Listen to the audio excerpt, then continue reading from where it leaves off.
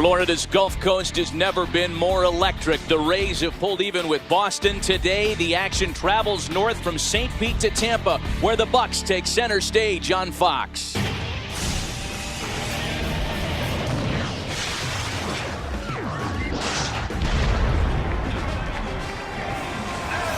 The Carolina Panthers haven't lost in Tampa since 2002, a crucial matchup for the host Buccaneers.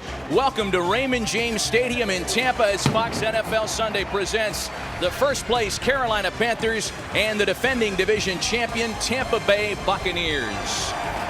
And welcome to Tampa, Matt Vasgersian. Since division realignment a number of years ago, the NFC South has turned into one of football's most competitive divisions.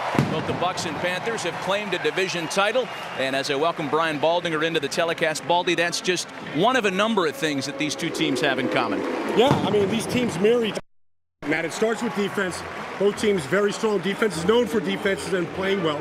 Both teams deploy a tandem of good backs. And one of the wrinkles to look forward to today is Carolina has started that direct snap to the running back option offense that you see the Miami Dolphins having success with. D'Angelo Williams, he said he was the first one to do it in this league 2 years ago against Atlanta Falcons. One of the wrinkles to look forward to this afternoon. There are similarities, but chief among the differences between these two teams, consistency of quarterback play this year. No question about it. Jake Delhomme has come back from the Tommy John surgery, and he's been terrific. He's getting the ball down the field to his playmakers with regularity, to Steve Smith, to Muhsin Muhammad. They're stretching the defenses.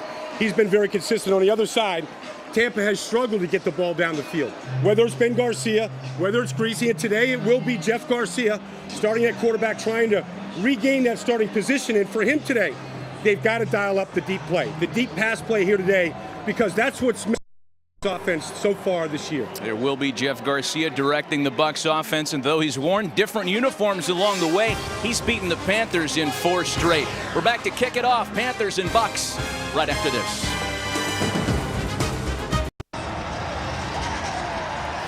Welcome back to Tampa. I'm Laura Oakman. Matt and Brian were talking earlier about the similarities between these two teams, and that includes the coaches. John Fox and John Gruden are the only head coaches who have been in the NFC South since it began in 2002. A division, by the way, which is the only one in football since realignment, which has had all 4 of its teams win the division. Guys, I think a lot of people would think that the NFC East would own that distinction, but it is actually the South. Laura, thanks. Indeed, there's been a lot of talk here locally about this matchup, Carolina and Tampa. It's been called a rivalry. Might not be one of those blood feud rivalries like ones we've seen in other divisions. It's just a competitive rivalry between the two teams that have represented the class of the division. And built, Matt, upon respect for each other and the players on each other's teams. Jonathan Stewart is the deep man for Carolina. The Panthers won the toss, and on an afternoon where the heat index is approaching 100, we are underway at Raymond James Stadium. The outstanding rookie out of Oregon takes the opening kick across the 20, and he's dragged out of bounds just shy of the 25-yard line. So it's time for Jake Delhomme to go to work, and as you can tell by the numbers, very comfortable here against Tampa, and in this stadium in particular where he is a perfect 4-0. It's interesting, Matt. His first start as a Panther was in the stadium against the Bucs, and he beat that team that day 12-9. He said he didn't play well, didn't throw a touchdown, a couple interceptions, dominated by defense, something I think we'll see a lot of afternoon. He directs Carolina's first offensive possession of the afternoon with D'Angelo Williams in the backfield. They put Muhsin Muhammad in motion, and on 1st and 10, Delhomme will look to set up a pass. He completes it out over the middle, just shy of a first down, and now Steve Smith taking tacklers with him for a Carolina first down. Let's take a look at the offensive unit for the Panthers, Brian. Well, D'Angelo Williams is the starter, but we'll see a lot of the rookie Jonathan Stewart. Muhsin Muhammad is playing like he never left here 4 years ago. Jordan Gross back at left tackle after missing the last couple of weeks with a concussion. In is Jeff Hangartner for Ryan Khalil at center, and Jeremy Bridges in for the rookie Jeff Otah at right tackle. Carolina's had amazing line play given the inconsistencies. A lot of people banged up. And the first down handoff is to D'Angelo Williams. Jermaine Phillips leading the charge for Tampa. And on cue, we take a look at the Bucs defensive starting unit today. Well, it starts with their front four. I mean, this style of defense, they've got to be able to pressure the quarterback and control the line of scrimmage. Cato June has been one of those quiet, welcome additions from a year ago. Barrett Ruud injured last week, back at middle linebacker. And I think we'll see a lot from the safeties, Tenard Jackson and Jermaine Phillips today. Both teams with shored up secondaries as compared to 2007. 2nd and 9 now. And Williams still the deep back with Delhomme. Again, they set Muhammad in motion. Play action for Jake. And that one thrown right at Gaines Adams, who had him, it hit him right in the frying pan. It's also one of the reasons why he plays defensive end. I mean, this is what you call a zone drop right here. They're going to bring pressure here and drop Gaines Adams. And I don't believe Jake ever saw this, because watch him. He turns his back to start the play. So he never sees number 90, overthrows Brad Hoover, and that was almost a costly mistake. Carolina's converted 33% of third down opportunities, and now the Bucs are going to spend an early timeout. Just underway at Raymond James Stadium.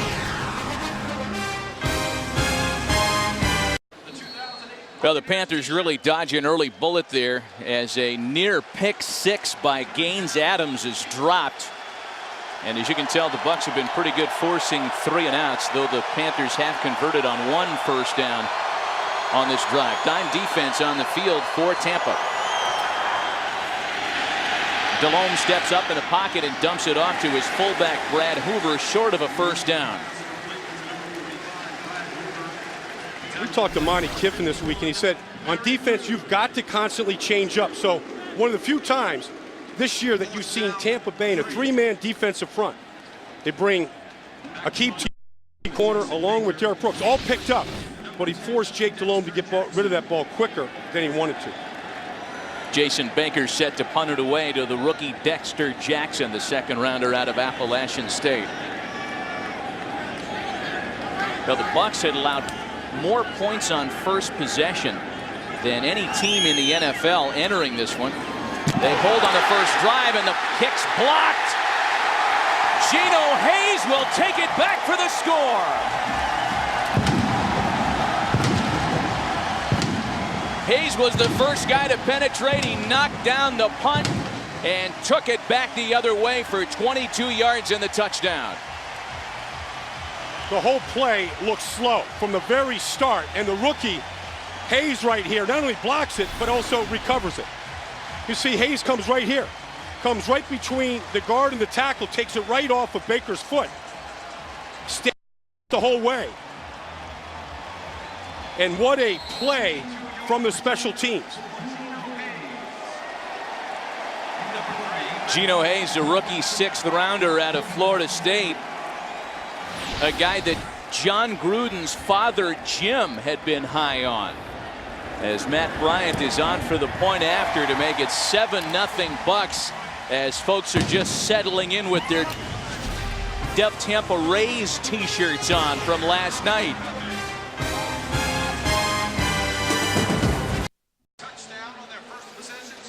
But John Fox endures an early special teams breakdown that costs his Carolina Panthers 7 points here.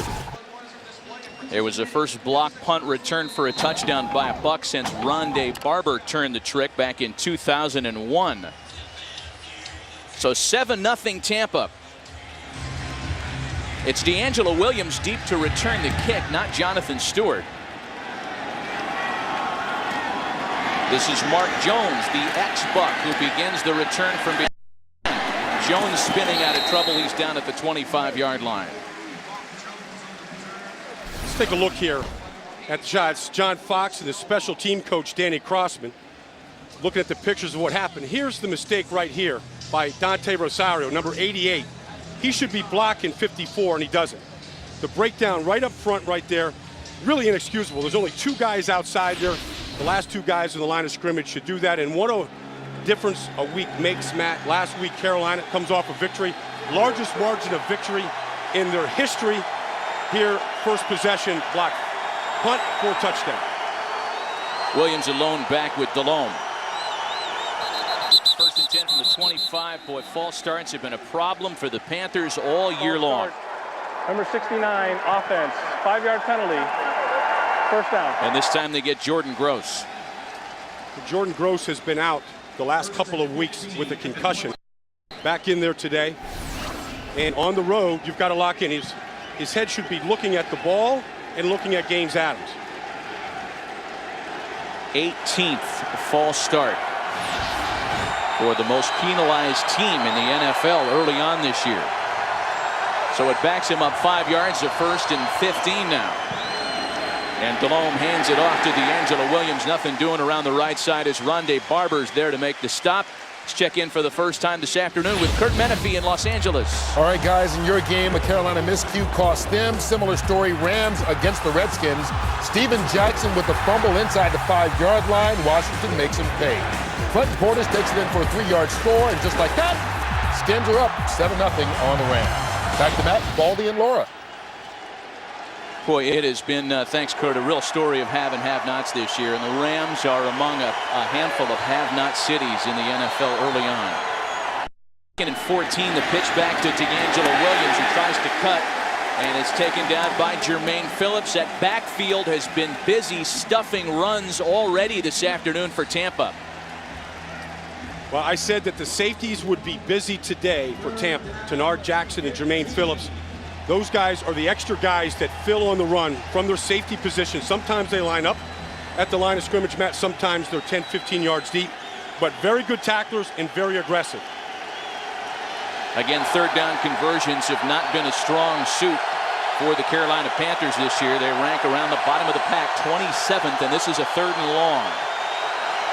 And Delhomme out of the shotgun. Short pass dropped by Muhammad.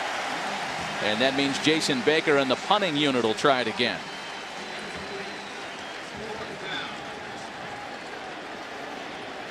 With 2 offensive possessions by Carolina, not only does it not look like a team with 1 loss, it does not look like a team that's done nothing but win here at Raymond James Stadium the past few years.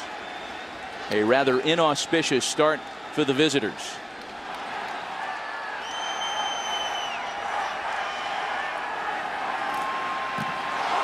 And this time Baker gets away a big one. Jackson back at the 25. Still moving backwards before he starts the return. Still moving backwards. Boy, Tampa lost a lot of yardage on that return on a booming punt by Jason Baker, a 56-yarder. Just another day at the beach in Tampa. 7-0 Bucs.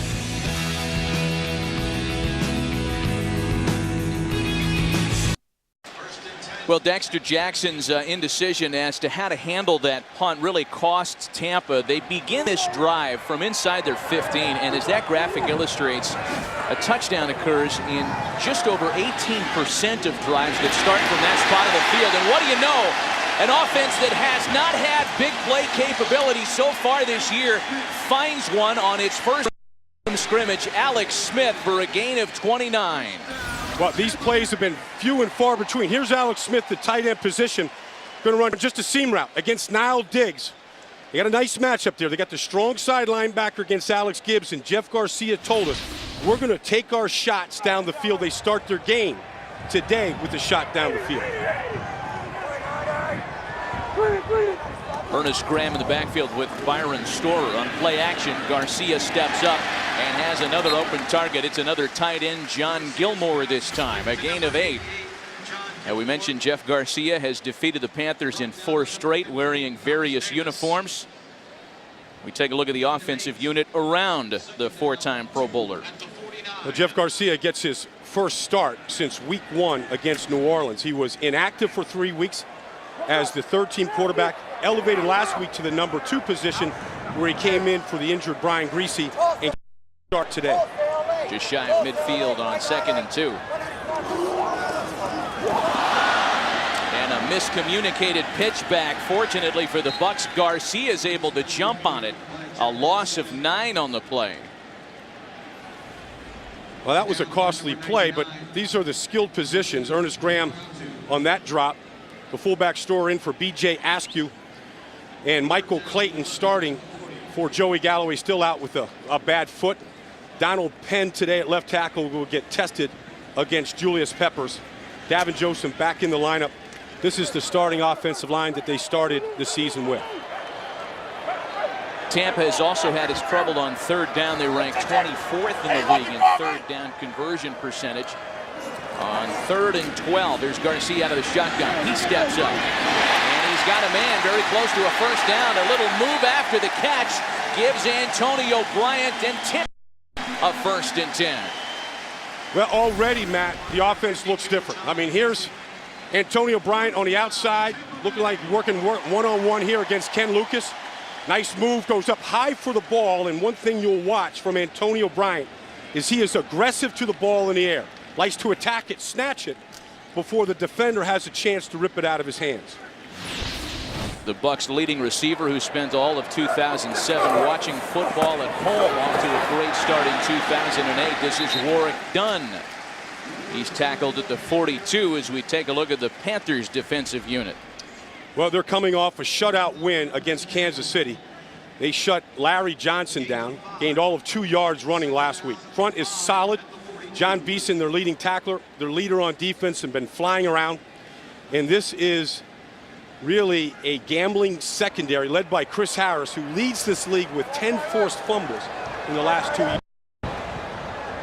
Deep back is Warrick Dunn on 2nd and 5. And Garcia swings it out to Dunn with some room to run. He's tackled shy of the first down, however, by Chris Harris, as we check in with Laura Oakman. Well, guys, Jeff Garcia has been talking all week about putting all the drama and all the negativity aside from the past couple of months. I asked him during warm-up, so hard was that to do? And he said, considering all the good stuff I have going on in my life, it was actually pretty easy. So I said, what do you have going on at home? He said he and his wife just found out they are pregnant with their 2nd baby. He said it's still early, but everybody in the Garcia family is happy and healthy on the field and especially off. Well, congratulations to the Garcia family. Good news indeed. Well, Laura kept that in her pocket this morning, didn't she? 3rd and 2. Garcia back to complete another first down pass. This one to Ike Hilliard with the penalty marker down.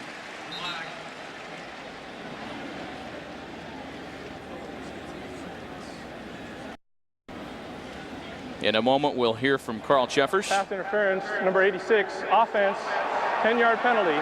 Repeat 3rd down. A tight end, Jeremy Stevens. The penalties have been a problem for John Gruden's unit as well. Their penalty yardage assessed this year is the 3rd most in the NFL. Well, that was costly because that was a first down that Ike Hilliard had picked up. And so now it moves them back to 3rd and long. They've converted the last 3rd and long. They got the completion to Antonio Bryant.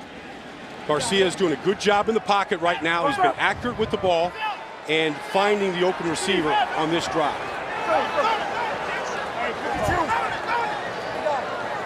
So 3rd and 12 for Tampa. And Garcia out of the shotgun as he prefers is going to hang it deep once again. And that one's batted away. Ken Lucas had the coverage on Antonio Bryant, who's begging for a penalty marker. No such flag being thrown. Well, there was a lot of contact out.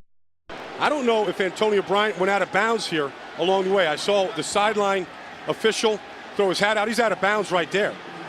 So even if he came back in, it wouldn't have been a completed pass at that point. It's a good play by Ken Lucas, forcing him out of bounds. Once he's out of bounds, he can do whatever he wants to the receiver. Well, only Chicago's Brad Maynard has hunted more often than Josh Bidwell this year. Mark Jones, the deep man for the Panthers. And Jones will let this one bounce near the goal line and into the end zone. It'll be 1st and 10 from the 20 for Jake Delhomme and the Panthers when we come back.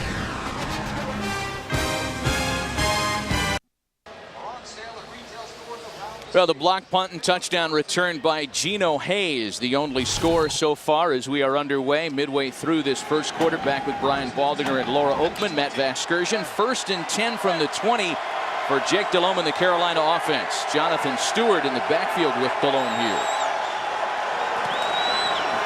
And the handoff is to the rookie out of Oregon, who delays and earns maybe a yard before being taken down by the 10-time Pro Bowler Derek Brooks. No, Matt, one of the stats that every coach in this league looks at, and there's a million to look at, is yards per attempt. Right now, Jake Delhomme this year is throwing at 7.72 yards an attempt, over 2 yards more than Tampa. And that's been the big difference in these two teams. Carolina's had a lot of big plays in the passing game, something they're going to rely on here today. 2nd and 9, batted ball incomplete.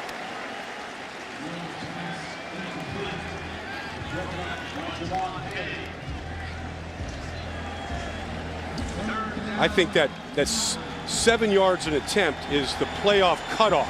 You've got to be able to complete that much because that's going to tell teams that you got balance, that you got a deep play, deep pass play in you, you got the big plays in you. That's what the cutoff is. Jake playing above that right now, and on this 3rd and long here, this is where that will come into play if they can convert this. Just 18 offense for the Panthers so far in 2.5 drives. 4 receivers set. On 3rd and 9, Jake steps up in the pocket. He's got time and finally has a pass in and out of the hands. Tenard Jackson picks it off for Tampa, still going, and Jackson's inside the 15. It looked like Steve Smith had it. Jackson was in the right place at the right time. There is a flag down on the play. But Jake Delhomme had all kinds of time here. Stands right in that pocket right there. All kinds of guys all around him. Gets rid of this ball here. It's Dante Rosario there. Bounced off of his hands right into Tenard Jackson's hands. Said the safeties would be active today. After the interception and after the ball was dead, unnecessary roughness. Number 20 on the intercepting team. 15 yards will be assessed from the end of the first down. Well, they get Rondé Barber on the penalty. But it was indeed the tight end Dante Rosario who had that one right in his hands and had it bounce right out to Jackson. Rondé trying to set the convoy up. One thing that this Tampa Bay defense has always been known for, when there's a turnover, they are a fast break transition defense. They're looking to score. Rondé there trying to throw some extra blocks down there, trying to get Tenard Jackson into the end zone. I mean, here he is leading the way right now. He got blown up by the guard, Kedrick Vincent. And then you see him hit a wide receiver outside, but it wasn't even him that hit him. Ernest Graham, the ball carrier, he gains a couple up the middle. I don't know where, he wasn't anywhere near outside of getting knocked on his duff. I don't see where Rondé could have done anything wrong there. No, all they at the end of the play was Dwayne Jarrett going down on the sideline. But that was just Rondé Barber getting knocked down by the guard, running into a stone wall, and all they saw was the result of Jarrett going down, but he never touched him clearly from that replay. 2nd and 5. Ernest Graham averaging almost 6 yards a carry to lead the NFL. The pitch is to Graham with a full head of steam. And a couple of yards after the initial hit, ball's down on the turf. And there's a flag on the play to boot. Tampa recovers the football, and it looks like a hold's going to be called on the defense. Holding, number 99, defense. 5-yard penalty, automatic first down. Maaka Kemayatu guilty of the hold. It's a strange call on a toss play. Going to see Ernest Graham here fighting for extra yards. This does come out. See, it's stripped by John Beeson there. That's a loose ball. Now, whether he was down or not, you can't tell from that angle. But that's when a lot of times backs will get that ball popped loose at the very end. Boy, 4 penalties in not even a quarter's worth of football. A block punt. Grab him. An interception.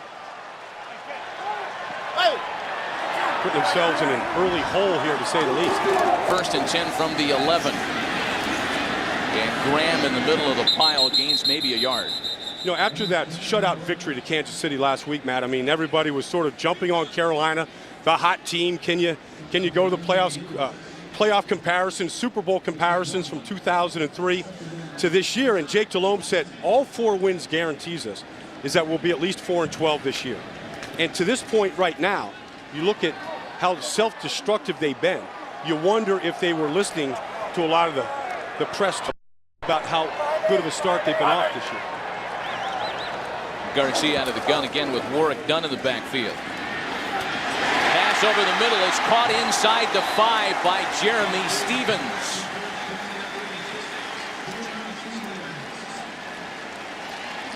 You know, Matt, one thing that John Gruden has always been able to do, everywhere he's been, in Philadelphia, Oakland, here, is he likes to collect talent. Guys that were former #1 picks, high second-round picks. You can see right here, I mean, on that graphic right here, Philip Buchanan starts at corner for him. He was cut by Oakland, released by Houston. Antonio Bryant was out of football last year, and there, Jeremy Stevens, a former #1 pick of Seattle, catches that pass. 2nd and 3, play action. Here comes Julius Peppers. Touchdown, Bucs. Alex Smith. His 2nd touchdown reception this year.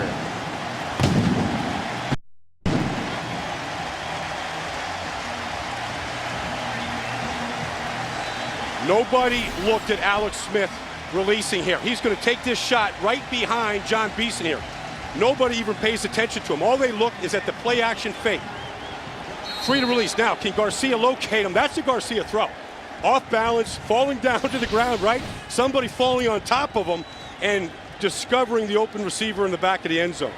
2-yard touchdown toss to Alex Smith, and Matt Bryant on for the point after attempt. Up and good to make it 14-0 Tampa. Well, the offense gets into the scoring act.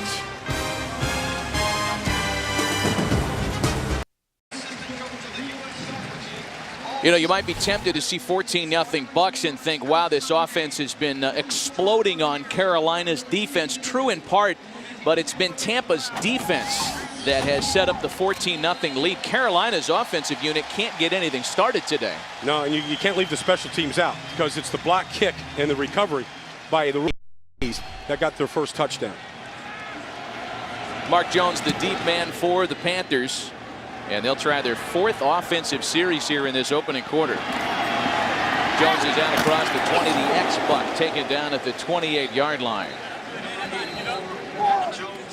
First of 2 on Fox on this Sunday in October. Coming up after the Bucs and Panthers, the Cowboys and Cardinals. Game 2 of our Fox NFL Sunday doubleheader.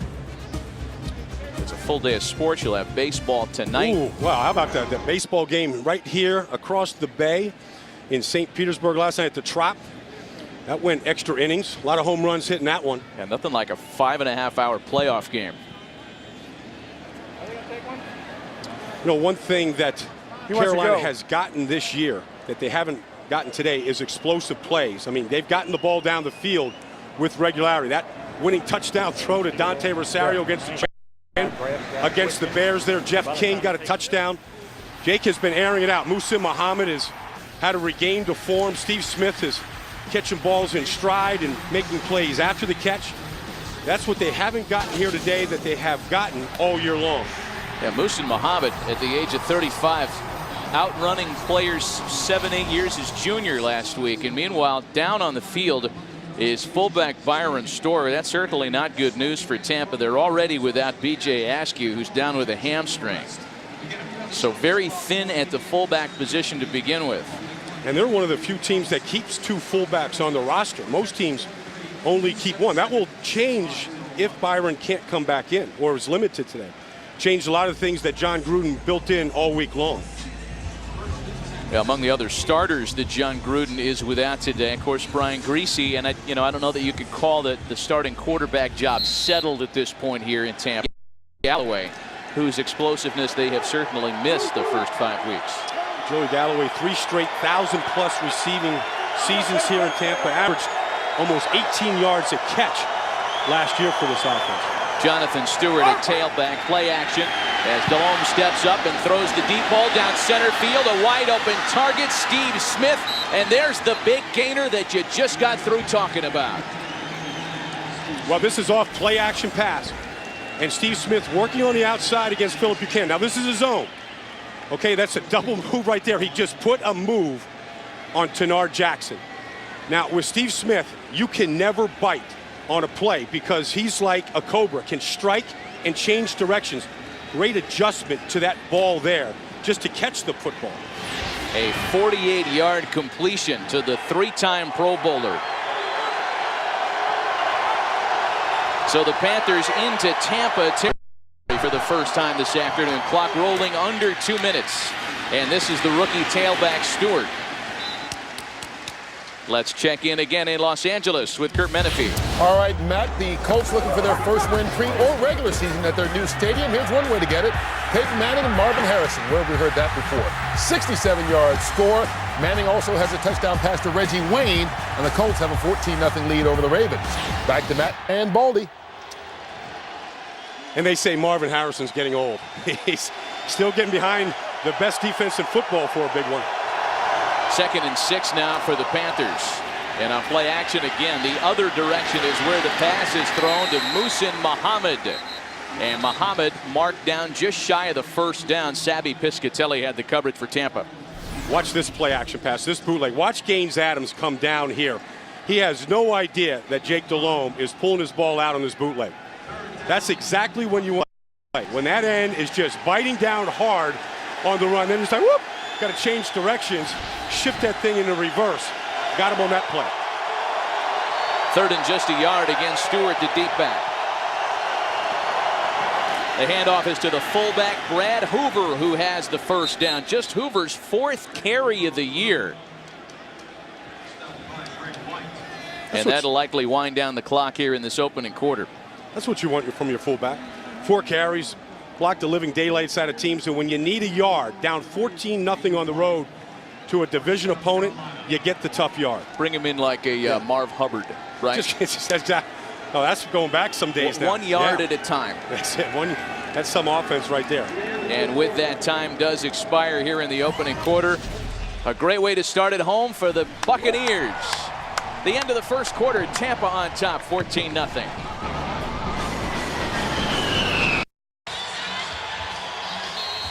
But John Gruden and John Fox have been at this a long time head-to-head. Certainly John Fox has had the recent advantage, but it's Gruden's Bucs stake to the early 14-0 lead. The direct snap formation with D'Angelo Williams, who's the ball carrier inside the 10. And just as you promised, Baldy, we see the direct snap early today. Well, we're seeing around the league, and it was actually Carolina that started this formation with D'Angelo Williams 2 years ago against the Atlanta Falcons. Now there's Jake going out to the quarterback. Ronnie Barber goes out there with them. Now look at Tampa. Look at the confusion Tampa has right there in front of you. They should have been much more ready for this. Carolina put it out there for a play last week, and they looked confused about it. Williams stopped short of the first down by Barrett Rood and company. That'll bring up 3rd and short. You know, Matt, the Miami Dolphins are using that direct snap offense, and they've used it against New England and San Diego. They've scored 5 touchdowns of their 10 scored this year on that formation. D'Angelo Williams actually used that a lot at the University of Memphis in college. And so it's something that we'll see more from this team in certain situations as the year goes on. Williams credited with a first down on that last carry, so 1st and goal now. And this is Williams again. With a second effort, he buys an additional yard and is down maybe inches shy of the goal line. And something to bear in mind here, Baldy, is that this is a Tampa defense that has not yielded a rushing touchdown in quite some time. Well, they take a lot of pride in that, but they weren't ready for the direct snap right there. And I'm surprised because in talking to Monty Kiffin on Friday, we talked about it with him. We talked about it with John Fox. Everybody around the league is going some form of it. Ball's out. Ball's out. And Tampa has recovered.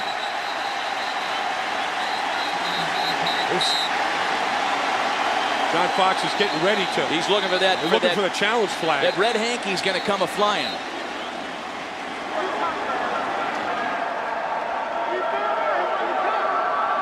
I had him down, he had it out. I don't know who, well, we blew the whistle, didn't we? I don't know if they want that conversation heard. Fans treated to some rare insight. Yeah. One guy had him down, one didn't.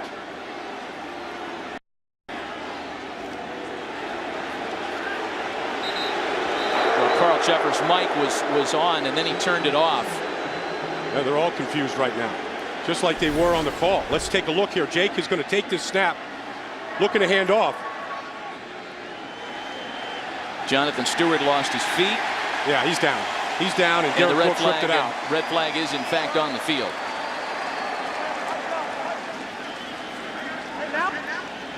That came from the Tampa sideline. Yeah, because they want the ball back. He's down. He is clearly right now. down.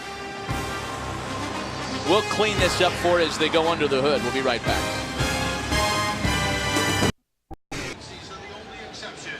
Well, John Gruden threw the challenge flag because after some debate, the ruling on the field was that Jonathan Stewart was down before the ball popped out. Well, what's going to happen is he's not going to be down. He's going to get tripped up with Jake Delhomme here.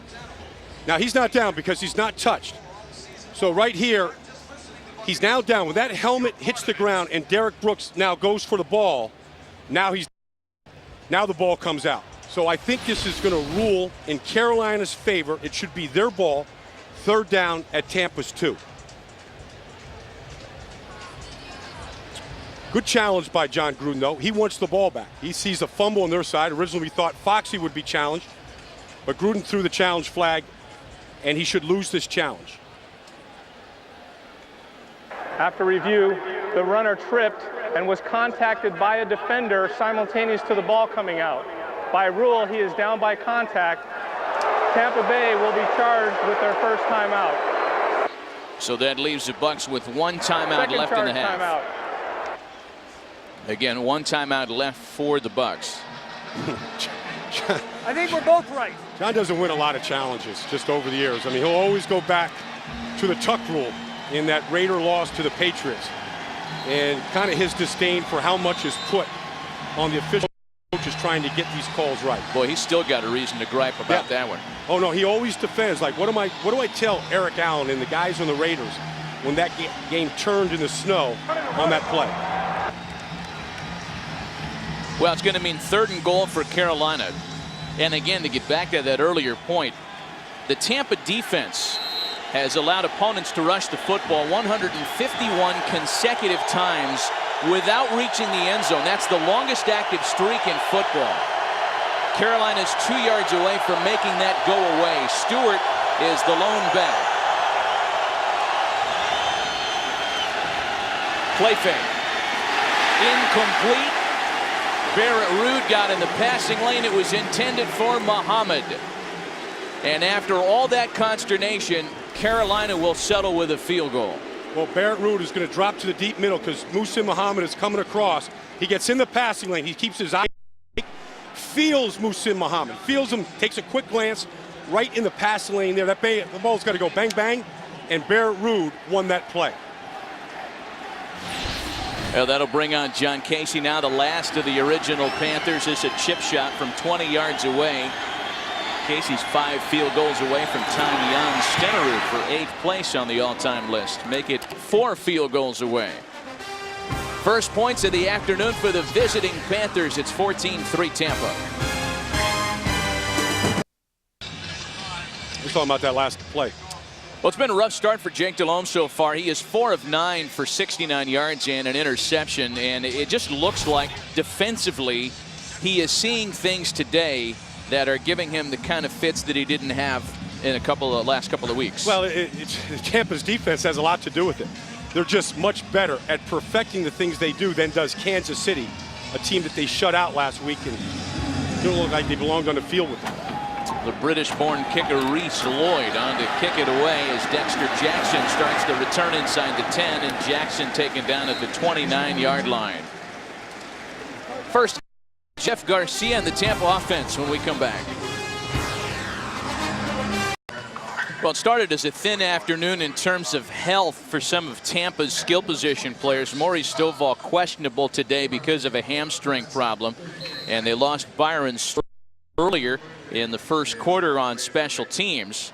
Again, Joey Galloway down this afternoon. That's the story on Scorer. A right knee injury has his return questionable.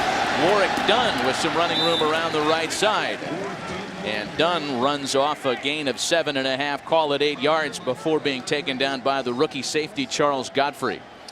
Well, Matt, obviously a big story here for Tampa is the return of Jeff Garcia to the starting quarterback position. And John Gruden made it clear to us that he thought Jeff Garcia was not ready to start the season. He had a calf injury. He had a bad ankle. He had a problem with his pinky finger. And in that first week loss to New Orleans, he just didn't see the explosiveness from him, his ability to go spring and make the play. Dunn again. And Warwick Dunn has a first down.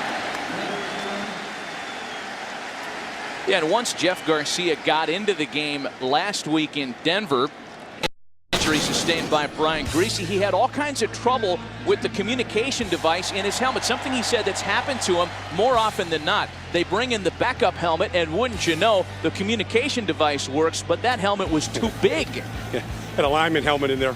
Couldn't hear either, but I think there's been a communication breakdown together with him and John Gruden during much of this benching over the last few weeks, but I think it's back healthy now.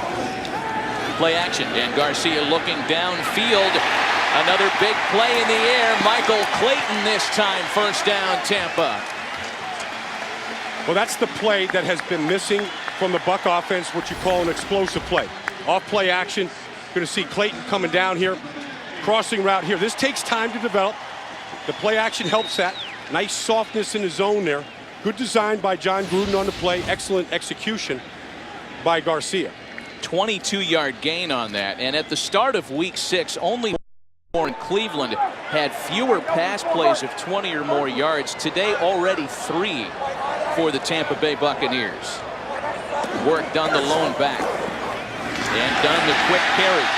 Dunn has another first down right up the middle between the tackles before being taken down by John Beeson. And let's check in Los Angeles once again with Kurt Menefee. And we send it to New Orleans, where the Raiders and the Saints are going at it. And here's a look at Reggie Bush. 3-yard score for Bush. Saints go on top 7-3. And by the way, in this game, Matt and Baldy, Drew Brees, a perfect 14 for 14 to start. This division is loaded with talent. Drew Brees there, Reggie Bush. Carolina Panthers will see that tandem next week in Charlotte. How about that performance by Reggie last Monday night against the Vikings? The Falcons are playing better than anybody expected. Ernest Graham, the ball carrier, inside the 20. No, Matt, when Jeff Garcia was benched, it was going to be easy for him after the offseason he had, the Brett Favre situation, to kind of just go in the tank. And he said he really fought all that negativity and he really worked harder. He stayed after practice. He took all of the scout team snaps. He wanted to show John Gruden that, look, when you're ready, I'm ready. And I'm not giving up on this position. At one point this summer, he said, I'm going to put a stranglehold on this position. I think he has a chance to put the stranglehold back on the position for the rest of the season. Graham lost a yard on that last carry, so 2nd and 11. Here comes Peppers in the pass rush, and that one's thrown away. So far, the protection has been very good for Garcia. We haven't mentioned Julius Peppers' name. It's interesting. John Gruden said his kids at the house, they're not even allowed to drink Dr. Pepper. Nothing related. Nothing related to pepper. I don't know if you can put salt and pepper on the eggs in the morning. I think just salt. Nothing the word pepper is allowed in the Gruden household. Julius Peppers has been rejuvenated in 2008. Already more sacks than in all of last year. Bucs have converted 2 of their 3 third-down chances so far. Here comes the blitz. They pick it up, and the pass is incomplete. He threw it right into the back of the head of one of his linemen. Tyler Brayton actually got the mid on it to knock it down. Well, they came with the pressure. Both inside linebackers came right up the chute, and that's exactly where they were trying to screen, so they shut that down. Thomas Davis there and John Beeson coming right at Garcia. So Matt Bryant in the field goal unit will come out to the field here. Bryant's 10 for 10 so far. This will be his longest attempt of the season at 38 yards away. Of course, this is a guy who hit a 62-yarder not long ago. Kick.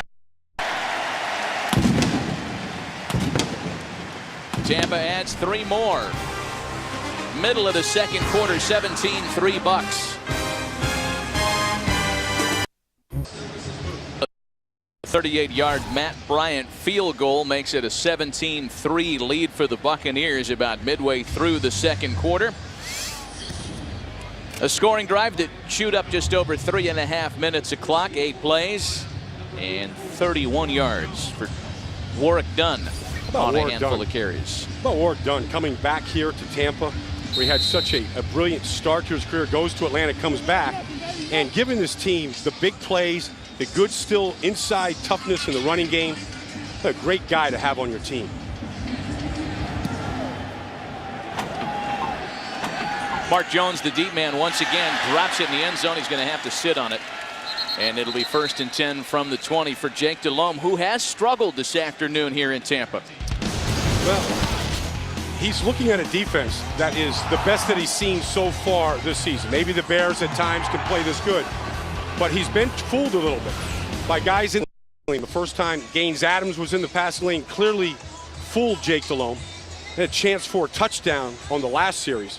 Did not see Barrett Ruud running right into a passing lane defending Muhsin Muhammad.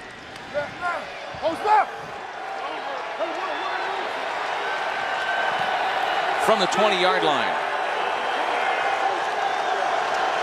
D'Angelo Williams, the deep back, the tight end Jeff King in motion. And they'll hand it off to Williams. Williams is stopped cold by Chris Hovan and company, a gain of maybe a yard.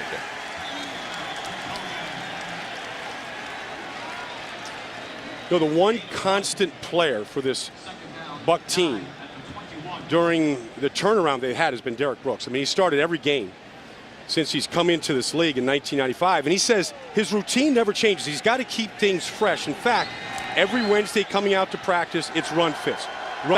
Stopping the run. He said the routine never gets old because he and this defense has set the standard for what defense is supposed to be like. Again, D'Angelo Williams as the Panthers continue to try to establish the run. And for more on the 10-time Pro Bowler Derek Brooks, let's check in with Laura Oakman. Well, guys, I asked Derek about his leadership style, which everybody talks about. He told me it starts with action. He said, I grab a shovel and I start digging. I don't give you a shovel and tell you where to dig. He told me he takes his responsibility as a leader as seriously as he does his actions on the field. He said, if you're on this Buck team for 1 season or 10 seasons, I will do everything to try to make you a better football player and person.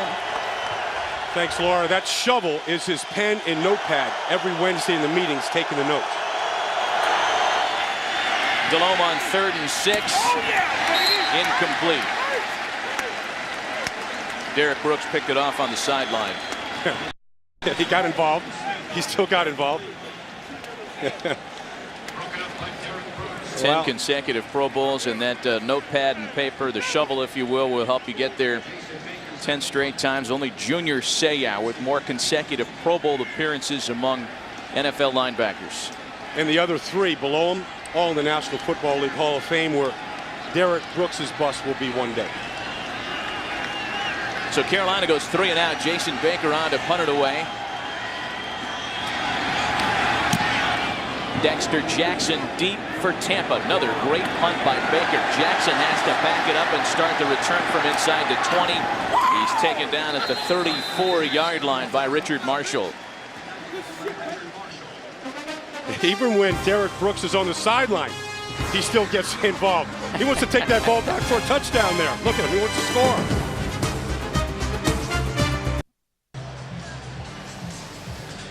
Well, Jake Delhomme's struggles continue. 4 for 10, 69 yards and a pick. And it's been about Tampa forcing opportunities with their defense to set up the likes of Garcia, Dunn, and Alex Smith, who has a touchdown grab among his 2 catches today. I think Jeff Garcia wants to get this quarterback job back. He led this team, played great football for the first 14 weeks last year, got them the division championship, had a tumultuous offseason, contracts, Favre, injuries. I think he wants to be back in the saddle. Work done in the backfield with Garcia on 1st and 10 from the 35-yard line. Dunn, the ball carrier, and he can't get out of harm's way. Damian Lewis with the tackle for loss.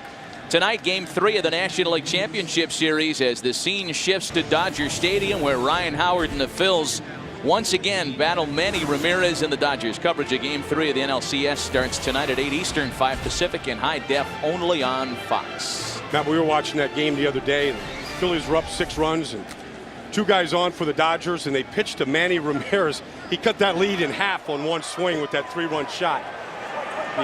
Hard to pitch right to that man right Boy, the now. Fighting Phils have a chance to take a 3-0 lead in that series if they can win on the road. Garcia's pass batted down. Damian Lewis for the field here this series. You know, the Panthers have done a good job this year limiting opposing running backs, and not just a garden variety group. Tomlinson, Forte, Peterson, Turner, Johnson, none of them better than 100 yards. Larry Johnson last week, 2 yards on the ground. And coming off a 198-yard performance the week before against Denver. And that's the Pro Bowl lineup there. LT, Peterson, Michael Turner leading the National Football League in rushing. I mean, he's seen the best of the best this season. His defensive unit had not allowed a TD in 9 quarters prior to the Bucs getting on the board twice in the first. A little shovel pass to Warwick Dunn, weaving between tacklers and taken down at the 40-yard line by Charles Godfrey and Chris Gamble. Nice little sucker punch play just to gain some yards. 3rd and long right there, safe play. It's a pass. You pitch it to him underneath like that. Picks up a big chunk of Tampa's punting unit will come out here and be content to try to pin Carolina down and make them try to go a very long field. Under 6 minutes remain here in the half as Josh Bidwell is on to punt it away. He averages better than 44 a punt, the highest punting average in Bucs team history. And this one pins Jones inside the 10. It checks up perfectly for Tampa. Michael Bennett got down there to down it inside the 5. A reminder, this Tuesday at 8/7 Central, don't miss an all-new episode of the Emmy Award-winning series House. Fox Tuesday is all new, all night, starting with House at 8/7 Central, right here only on Fox. Viewer discretion is advised. 53-yard punt, and it's a long field indeed for Carolina.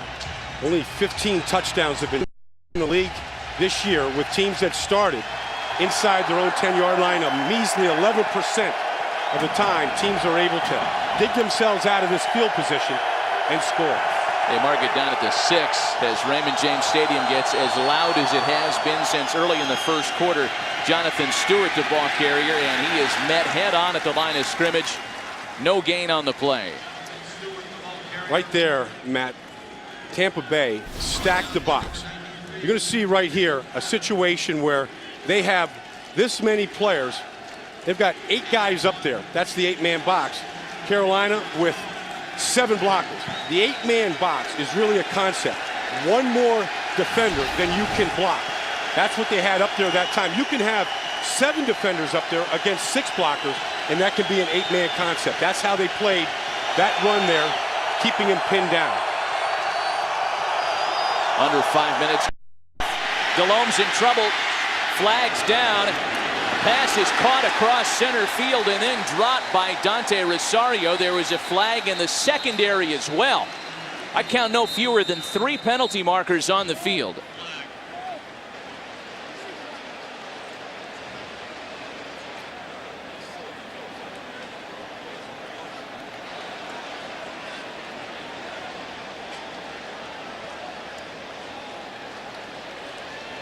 Be infractions, I think, on both sides.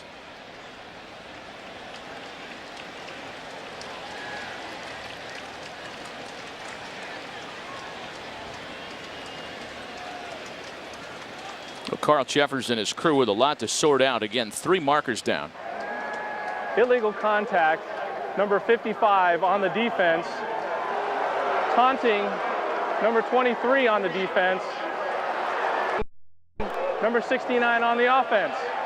All those penalties offset. We'll replay. 2nd down. Never mind. The old Rosanna play. Pick them all up and set them back. But here's the one that should bother the coaches the most, because here's Jermaine Phillips on the hit, separates Dante Rosario from the ball, and then the strut happens, and they're trying to limit that type of reaction after the play. That was the last penalty there, the last flag. So after all this, we'll do a do-over.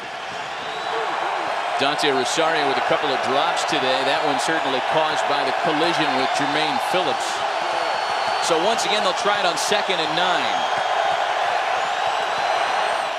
They'll keep it on the ground with Stewart. He gets it up to the 10-yard line before Barrett Ruud makes the tackle. Tackled by number 51, Barrett Ruud.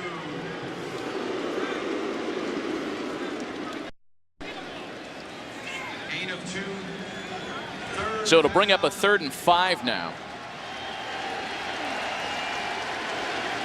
You know, if you were to flip things around, we kind of came in here thinking that Tampa's offense was conservative. They were the ones not taking shots, with the exception of the 48-yard completion to Steve Smith.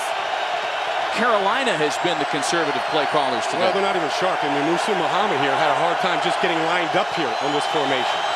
And just before the play clock expires, Delhomme airs it out, and it's caught by Smith for a first down with yards after the catch. They mark Smith out of bounds at the 34. A 22-yard gain and a first down for the Panthers. Jake told us that's the hardest pass to complete in his offense, to Steve Smith on a crossing route, because he runs so fast that you're not exactly sure how far out in front of him you have to lay it. He'll catch it behind, in front of him, but that's part of the offense right here that they have to get more involved with. That wasn't a deep pass, just a crossing route, letting him use his speed and skill. Smith has 81 of the 91 passing yards amassed by the Panthers, and there's some more as he makes the catch beyond the 40.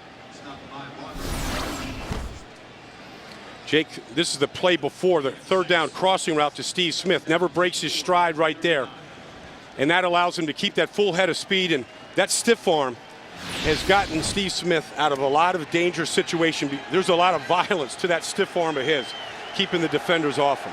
They mark Smith out of bounds at the 39 after a 6-yard gain. So 2nd and 4 with D'Angelo Williams in a tailback. The quick pass out to Muhsin Muhammad, making people miss. First down, Carolina. Matt, that's a play that isn't even called. It's called smoke. The offensive line's going to run their play. Now Ronnie Barber's going to fall on the play, allows Muhsin Muhammad to pick up this first down, but that's just a look from Delhomme to either Muhsin Muhammad or to Steve Smith. They think that a defender has fallen off him, and they're going to just throw it to him, let him pick up yards on the outside. Carolina into Tampa territory now on 1st and 10. On the ground again with D'Angelo Williams. Jimmy Wilkerson makes the tackle, the ex-Chief on the stop for Tampa, a gain of 5. Now this is the old adage, you got to throw it to set up the run. I think that's what Carolina did from that conversion on 3rd down to 3 straight completions. Now they run the ball, kind of loosen Tampa's defense up a little bit, make them think pass a little bit more and give them a little bit more running room.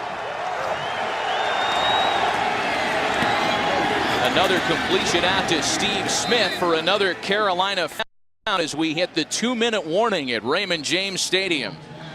Panthers are on the move.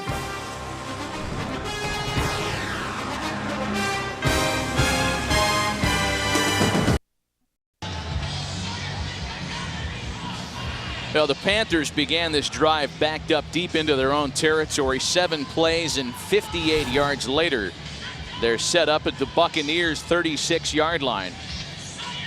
Just under 2 minutes remaining here in the first half. Yeah, they dug themselves out of the hole. We show that only 11% of teams in this league this year have scored touchdowns starting inside their 10. But they get it this far, they got to finish this drive. And they've got the playmakers to do it. Williams, the deep back. The play fake. From the backside, Delhomme gets the pass off. A gain of maybe a yard to D'Angelo Williams as Barrett Ruud was right there. Well, what Carolina needs to do is finish this drive like I mentioned. Go for the touchdown here and not allow Tampa to have any time on the clock. You know, so they want to play keep away at the same time. So the clock is not their enemy by any stretch at this point here. Carolina has a full complement of timeouts remaining. Just 1 remaining for Tampa here in this opening half.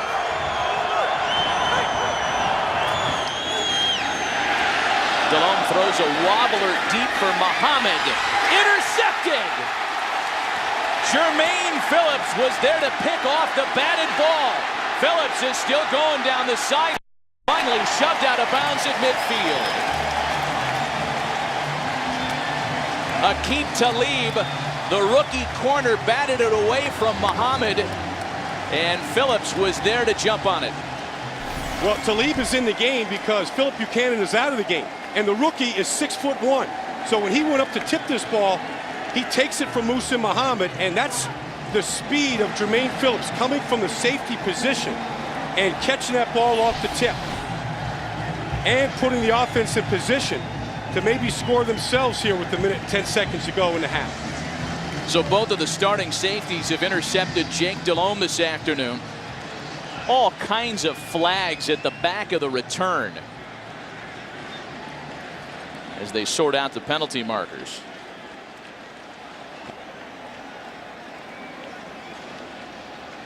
After the play was over, unsportsmanlike conduct on number 7 of the intercepting team.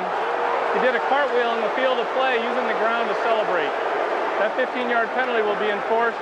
It will be a first down. Wow, Baldy, this crew has really cracked down on anything even kind of considered a celebratory move. Well, we saw Jermaine Phillips on the hit the series before to Dante Rosario.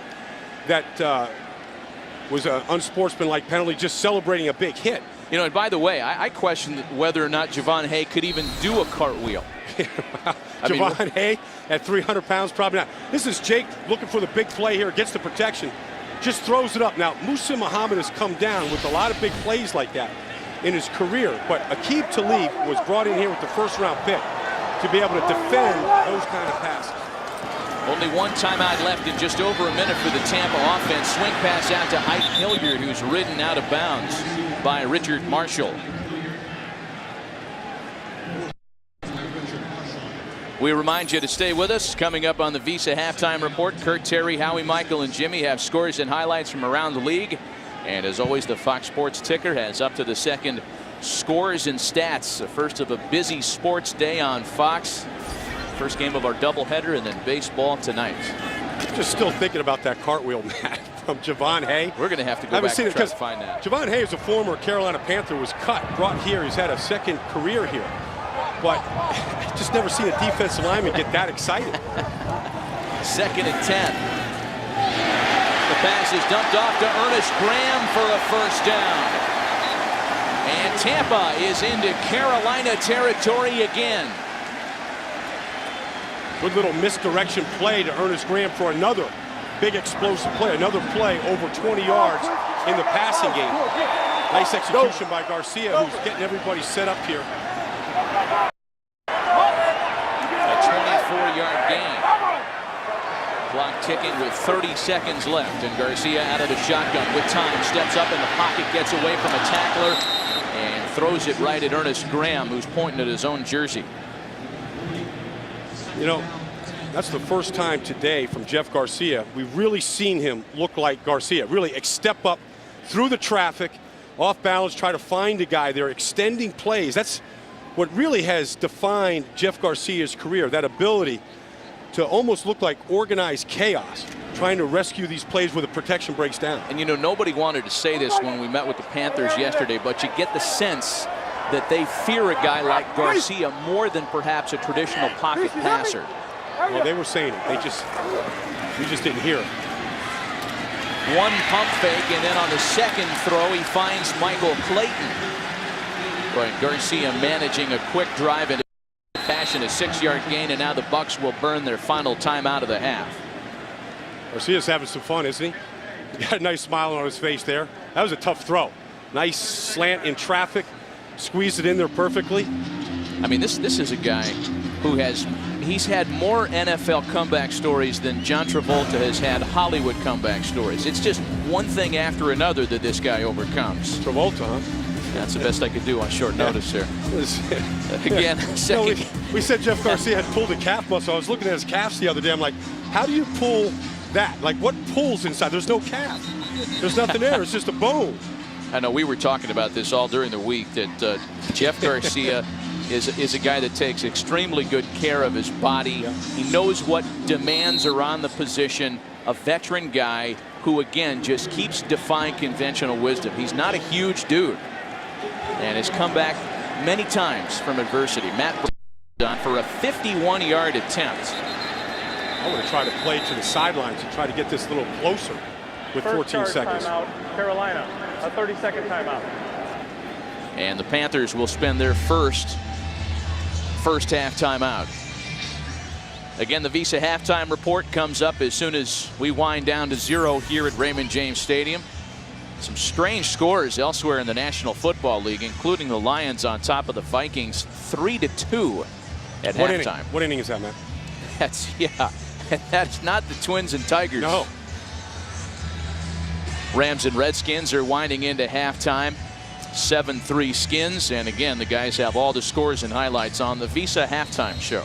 A couple new head coaches debuting today, interim head coaches. Jim Haslett for the Rams. Tom Cable for the Oakland Raiders, playing down in New Orleans right now. Well, once again, before Matt Bryant hit from 38, his longest this year had been 37. This is from 51 yards away. No good.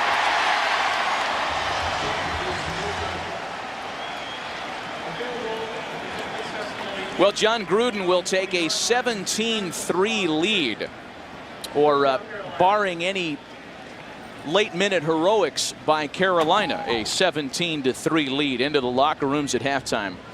His numbers are quite convincing when he leads at half. Let me just say this, though, Matt. They're at the 41-yard line. Carolina is right now. They've got a couple of timeouts. One of those plays where you try to pick up 20 yards on a quick out to Steve Smith. Well, they're not even going to try. They're going to take the safety formation right here, go and regroup, which they probably need to do because they haven't looked good from the opening kickoff today. Yeah, the passing offense, with a couple of exceptions, is really John Fox and the Panthers. And they'll go into the locker rooms at halftime, trailing by a couple of touchdowns. Once again, Tampa has not defeated the Panthers here at Raymond James Stadium since 2002. And they have had a great start to this one here this Sunday. And they've gotten a great lift, I think, from the play of Jeff Garcia today. He looks like he's found a rhythm here. He's getting the ball down the field. The offense has changed from what we saw the first 5 weeks.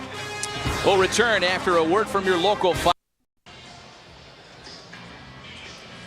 Well, welcome back to Raymond James Stadium. 17-3 Tampa as we prepare to start the third quarter back in Tampa Bay alongside Laura Oakman, Brian Baldinger, Matt Vasgersian. Baldy, this was a Carolina team that had outscored its last two opponents 58-9. They have looked flat today.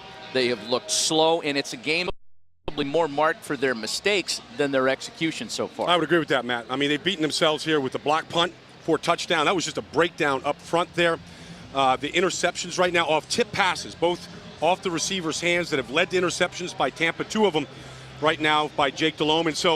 And then defensively, they've given up some big pass plays to Tampa. So they've really broken down in all phases of the game. Well, credit should be given to Tampa Bay, not only for the halftime lead and for some exciting play, but for some dynamicism among a big group of players. In fact, we talked about how Chris Hovan was penalized for a cartwheel near the closing moments of the first half.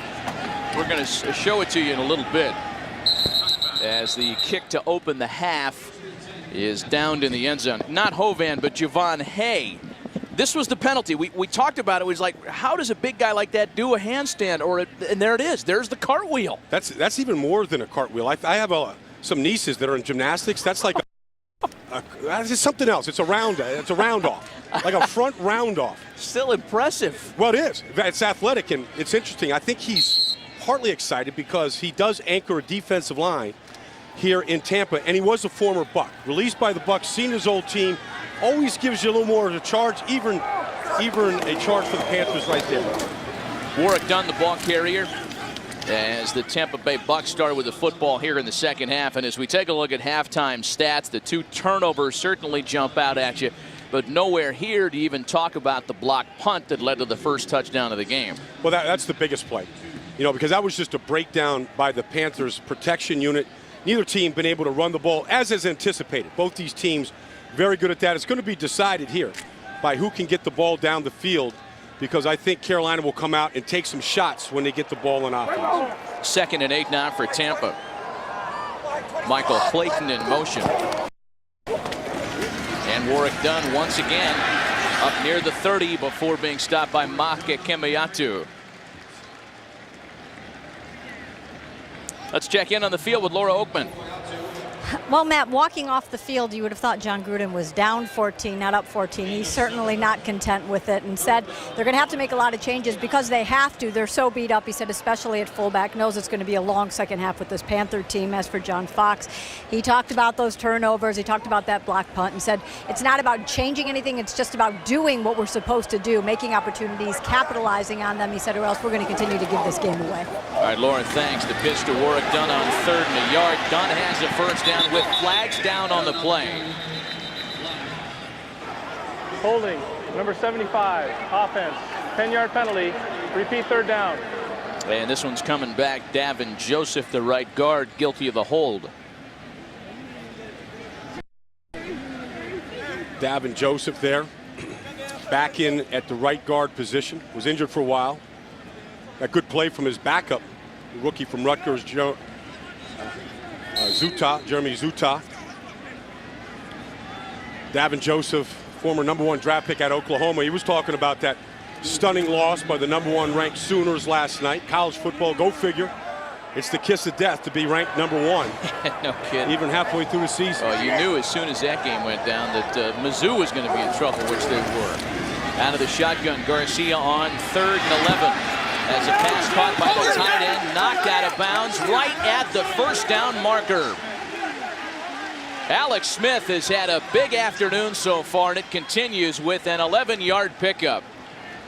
Well, the impressive part was how he finished that play because it was thrown well short of the sticks. One of those plays that usually frustrate fans is why throw the ball so short? Stiff arm here. I kind of missed it a little bit, but he never stopped the legs from moving. Runs through the tackle, the weak side linebacker, Thomas Davis, gets him a fresh set of downs. So the Bucs convert on 3rd and 11, 1st and 10 now. Warwick Dunn in the backfield. Play fake. Garcia with all kinds of time. He tucks it away and turns it into a gain of maybe a yard. Chris Gamble came in to make the stop. Now here's one thing that the receivers in Tampa have to get used to. I mean, this play breaks down now. Now Michael Clayton is drifting down the field. Antonio Bryant coming across. When Garcia breaks the pocket, the receivers have to learn how to get back into his vision and come help him out. I mean, Terrell Owens made a living in San Francisco catching a lot of passes off broken plays. Receivers have to feel it and then get back to Garcia to help. Hand off to Warwick Dunn on 2nd down. And Dunn good for a gain of 4 or 5 yards before Beeson makes the stop. Pretty interesting right now, Matt, with those injuries at fullback. Byron Storer out in this game. B.J. Askew not dressed today. Ernest Graham has gone to fullback in the last couple of plays. You know, here's a guy that can do everything. Started off as a special team player, earned the trust of Gruden with injuries to become a top-notch tailback. And today, because shorthanded at fullback, he's been the lead blocker for Warwick Dunn this year. 3rd and 4 this time with Dunn in the backfield once again. And the pass caught by Jeremy Stevens. This time Carolina can answer on 3rd down as Stevens is unable to get the yards for the first down. Well, that time Davis got him down. And so nothing after the catch. And that's really one of the keys to great defense is if you can tackle the catch consistently. That time Carolina does. They get a chance here to get off the field. So Josh Bidwell on to punt it away for the 3rd. Jones again deep for Carolina. So the drive stalls after 6 plays for the Bucs. And the Panthers will have a chance on offense. We'll see if any tweaking and adjusting done at halftime can help what was a sputtering offensive unit.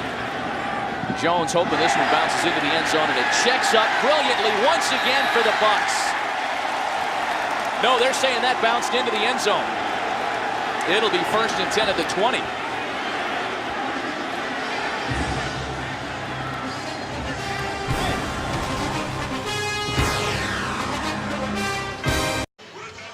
Well, it is in fact 1st and 10 from the Carolina 20. The ruling on the field is that the kicking team player's foot touched the goal line while he was touching the ball. By rule, that's a touchback. 1st and 20, 1st and 10 at the 20 for Carolina. All right, we didn't think we'd get the explanation from Carl Chevers, but we do anyway. And as he said, it was Saba Piscatelli who was touching the end zone.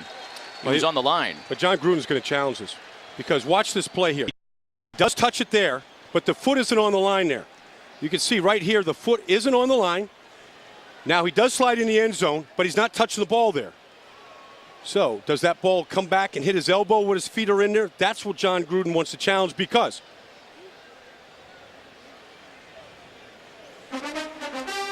they'll go into the hood. 20 yards at stake, and we'll be right back. Challenging that ruling on the field, indicating that the player did not touch. Well, John Gruden lost a challenge in the first half. At issue here is whether it's 1st and 10 at the 20 or at Carolina's own goal line. And we'll take a look at the play in question again. You see Sabby Piscatelli here, the flyer coming down. Right here, he bats the ball back. His foot is not in the end zone. Now, does that ball jump back up and hit any part of his body when he's in the end zone? If that's the case, it's a touchback. If they think it doesn't jump back and touch him, then they'll get it at the... You know, and I'm not even sure it's conclusive that he touched the ball there. You know, you can guess, but there's a chance that his hand was under the football without even making contact with it. Well, if any part of his body was in there and he did have any contact with the ball, it would be a touchback. Josh Bidwell has laid a couple down at the goal line, and he was a little frustrated that that one wasn't touched at the inch marker. Well, we've been putting up graphics all day about what a team's success is based on where they get the ball. You get the ball at the goal line, you got to go 99+ yards. And that's just a huge coup for the defense. Carl Cheffers is, you can tell just by the length of time here that this is a difficult ruling for him.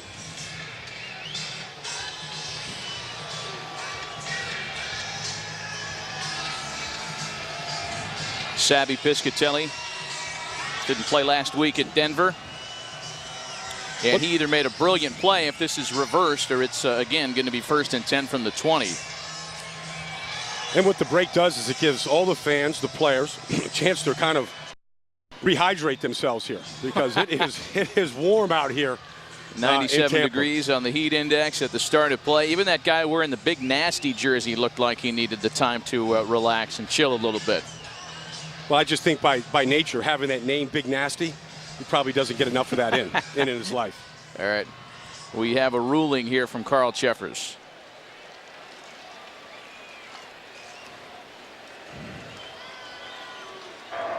After review, no kicking team player touched the goal line prior to downing the ball.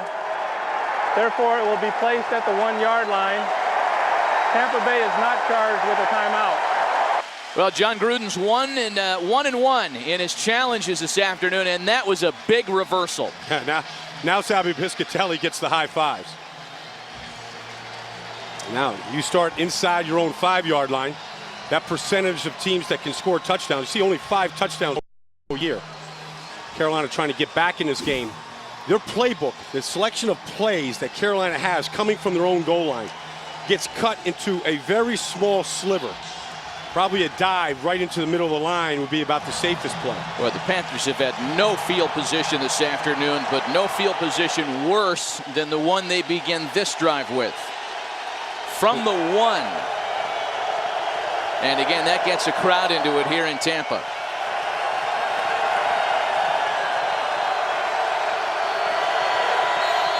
Well, John Gruden and the Bucs have used both challenges today. Again, they've won one and lost one. This is a big win to pin Carolina back to the 1-yard line. D'Angelo Williams stuffed. Rondé Barber in from the corner, along with Chris Hovan on the tackle. Now, we mentioned that the 8-man box is a concept, just one more defender than you. This is a 10-man front here. I mean, you can see everybody is up right now. For Tampa, there's 10 guys right there. Everybody filling a gap, forcing D'Angelo Williams right there. Look who makes the tackle. Rondé Barber, a cornerback, makes the first contact. Carolina rushing offense averaging less than 2 yards a carry this afternoon. They'll try it on the ground again. And we've got flags on the play. Prior to the snap, full start, number 47, offense, 5-yard penalty, half the distance to the goal.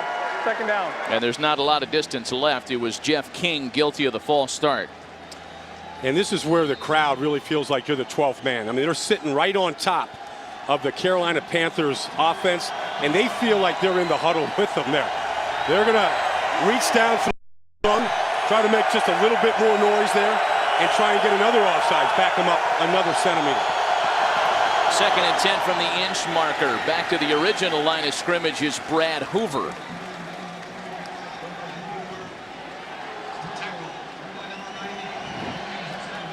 This is almost like goal line offense here, from your own goal line. I mean, that's how packed in everything is. Oh, you get the sense that John Fox just can't wait to punt it away. I mean, that's not the case, but they're just trying to back it away from that goal line here, inch by inch. The punter doesn't want to go in there and punt from there. He's already had one block today. 3rd and 9. Play clock winding down. And Delhomme just gets it off. They stay safe with D'Angelo Williams as he gets it up to the 5.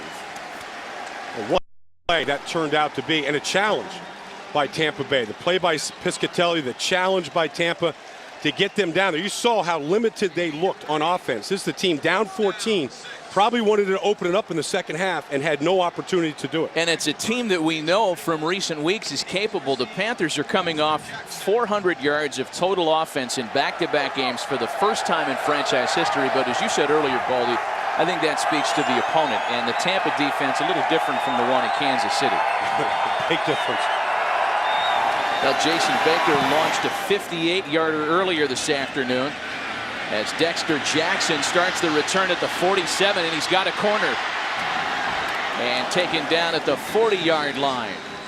Nick Goings makes the special team stop after a 10-yard return. Great field position for Garcia and the Bucs.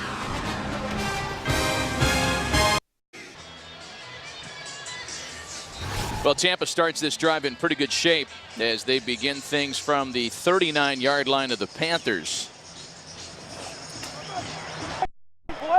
Boy, and the odds of scoring a touchdown when you start with this kind of field position between the opponent's 41 and 50, almost 50%.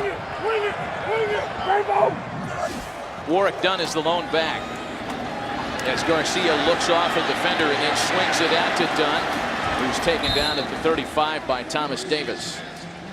You know, one of the elements to what Tampa's doing today that we haven't talked about, Baldy, the fact that they haven't turned it over this afternoon.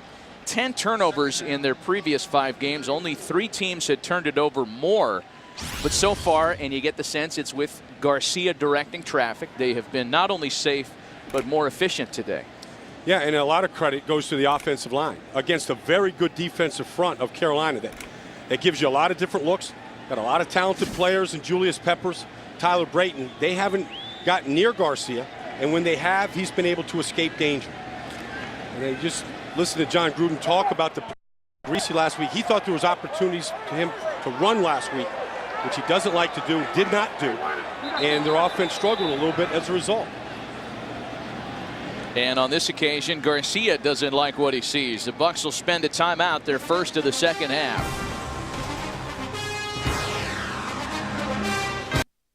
17-3 Tampa as we continue talking about Jeff Garcia this afternoon. Him back directing action, rather, quarterback. 13 of 18, Baldy, 143 yards, a touchdown. Not the kind of eye-popping first-half numbers that are going to set you apart on a fantasy league team, but you just get the sense that with Garcia directing the offense, things function a lot more smoothly for Tampa. Well, he's getting a great lift from his special teams and his defense, but, you know, Jeff is one of those guys that throughout his career, going to Canada, you know, earning his position in Philadelphia as a starter last year, he always has to prove himself. And that's what he's having to do all over again this year.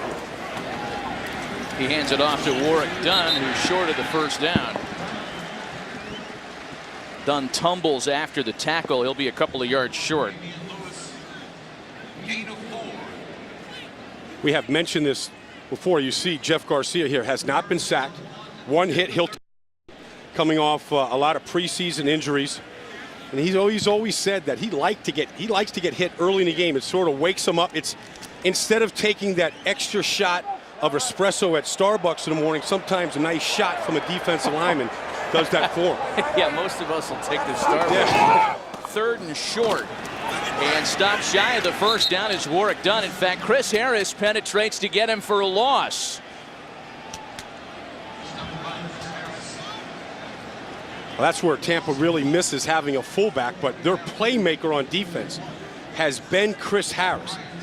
I mentioned earlier today, he's forced 10 fumbles the last 2 years, and they have an award on Carolina for the best hit during a game in a win.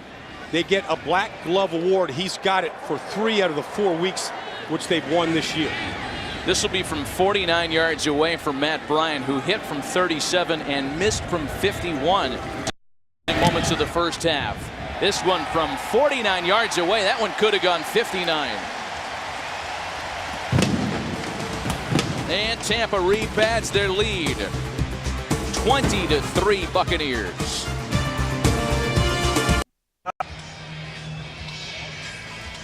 Well, Matt Bryant's 49-yard field goal has Tampa on top 20-3. And of course, Matt and his family have gone through so much in these last few weeks. You know, we have a tendency in the NFL to just treat things week to week, and still the healing process occurring in the Bryant household. So we offer our continual condolences from Fox. Absolutely. Doesn't go away in a week now. And Bryant kicks it away to Mark Jones, the deep man. Jones begins the return at the 6. Across the 20 and tackled at the 24-yard line by Adam Hayward. Well, it was the challenge that John Gruden won that backed up Carolina to the goal line. They had to punt it away, and then it started great field position for Tampa that really gave birth to the scoring drive and the eventual 49-yard field goal. It all fits together. The special teams play, the defensive effort, really limiting Carolina's play selection in the last series, 3 straight runs. And so here they are now down 17 points to really get started in the second half. Panthers' average starting field position has been from their own 19-yard line. Jonathan Stewart's across the 20 and across the 25 as we check in with Kurt Menefee in Los Angeles. Well, Baldy was talking about delivering shots a little while ago. Watch this. Minnesota against Detroit. Gus Farad hooks up with Bernard Berrian. Keep your eye down by the numbers, though. Look at that shot. Adrian Peterson delivers to spring him free for an 86-yard touchdown. And they're within a point of the Lions in the 3rd quarter. Back to Matt, Baldy, and Laura.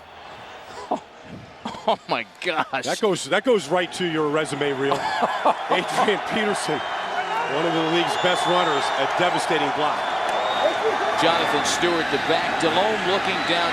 Being chased, and he finally throws it away right at the feet of Jonathan Stewart. Boy, good coverage downfield. Delhomme had nowhere to go with that football. We've seen that a couple times today, No Matt. foul for intentional grounding. Receiver number 28 in the area. 3rd down. Seen that a couple of times today where Jake had a lot of time and just no place to go with the football. Both teams have shored up their secondaries, and in both occasions it's been with improved safety play. You know, Buchanan and Barber, Pro Bowl caliber players, but Phillips and Tenard Jackson, the second-year man out of Syracuse, have really been outstanding. Nickel package on the field as Aqib Talib checks in. Delhomme works out of the shotgun here, and again has to just throw it away. Another 3 and out for the Carolina Panthers. Well, Jake got off to a rough start there. Pressure gains Adams. Had a chance for a pick. Barrett Root in the end zone on a throw to Muhsin Muhammad was in the passing lane. A jump ball to Muhsin Muhammad ended up in the hands of Jermaine Phillips. He just jumped a couple of routes on that last series. Took Jake's receiver away. Jason Baker on to punt it away once again to Dexter Jackson. Just over 5 minutes left here in the 3rd quarter.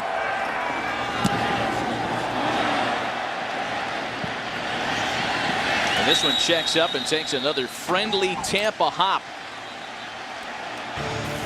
Again, a reminder tonight, Game 3 of the NLCS as the scene shifts to Dodger Stadium, where Ryan Howard and the Phillies once again take on Manny and the Dodgers. Coverage of Game 3 of the NLCS tonight at 8 Eastern, 5 Pacific, in high def, only on Fox. Just a 29-yard punt, and once again will will be set up in terrific field position to start the drive. Jake's shaking his head. I mean, that's the kind of day it's been. I mean, Musa Muhammad giving him advice, and he's like, look, you don't know what I was just looking at in the last play. Steve Smith not happy.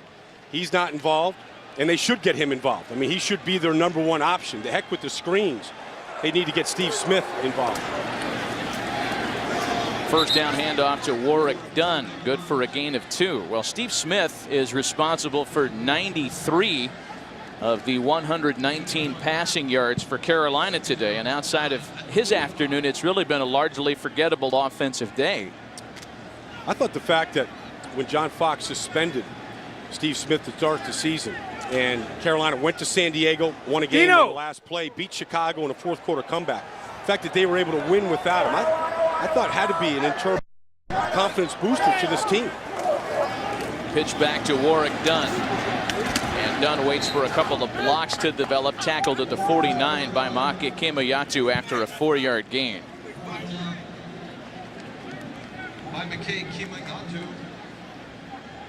This is the type of situation Carolina trying to get back in this game. Don't want this score to get any more out of hand. This is where the defense really has to step up. I mean, they haven't really come close to forcing a turnover today. Haven't gotten the ball knocked out. Haven't stripped the ball. Haven't gotten their hands on many today. It's where John Fox is thinking right now. This is where the defense has to rescue a team on the road. It's a big third down hold situation here for Carolina. 3rd and 5. And Garcia's pass caught by Ike Hilliard. First down, Bucs. Not many more dependable receivers in this league than Ike Hilliard. And it's interesting looking around the league at giant receivers, how they kind of flourish in other places. If you look at Joe Juravicius when he was here, when he was, in Seattle, look at an Ike Hilliard coming here. Even the play right now of a guy like Amani Toomer up in New York. Those guys that everybody says possession, that's when they show up and hurt you on 3rd and 5, and they get you 5.5. Well, for Ike Hilliard, 17 of his 23 receptions have resulted in a first down this year. So a fresh set of downs for Tampa as the hand goes to Warrick Dunn as he crosses the 40. A gain of 6 as Thomas Davis tripped him up. Matt, we talked to Warrick Dunn out there on the practice field on Friday. You look eye to eye with Warrick Dunn. Watch him just pick and choose right here. I mean, these are huge bodies right here. And somehow he gets lower than them, underneath him, through the traffic, got his head down behind his pads, and forces Thomas Davis right there to make the tackle 7 yards down the field. 20th place on the all-time rushing list last week. He's 100 yards and change away from Ricky Waters at 19th place on the all-time list. And the hand goes right back to Warrick Dunn. Stopped short of the first down as we check in with Laura Oakman. Guys, most football fans know Warrick Dunn's mother was murdered when he was 18. Warrick told me this week his entire life since then has been a struggle, carrying around, obviously, a lot of anger while he withdrew from everyone. But he told me 2 things completely changed his life this offseason. He got into counseling for the first time, and he went to visit the man who killed his mom in jail. He said he went searching for the answers he's been asking all of these years. He said he has never been happier in his life, for the first time living his own life, not for anybody else but him.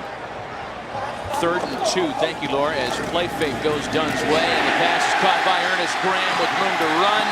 Graham is inside the 15. That's been a successful this year and this afternoon in particular between Warrick Dunn and Ernest Graham. A 23-yard gain.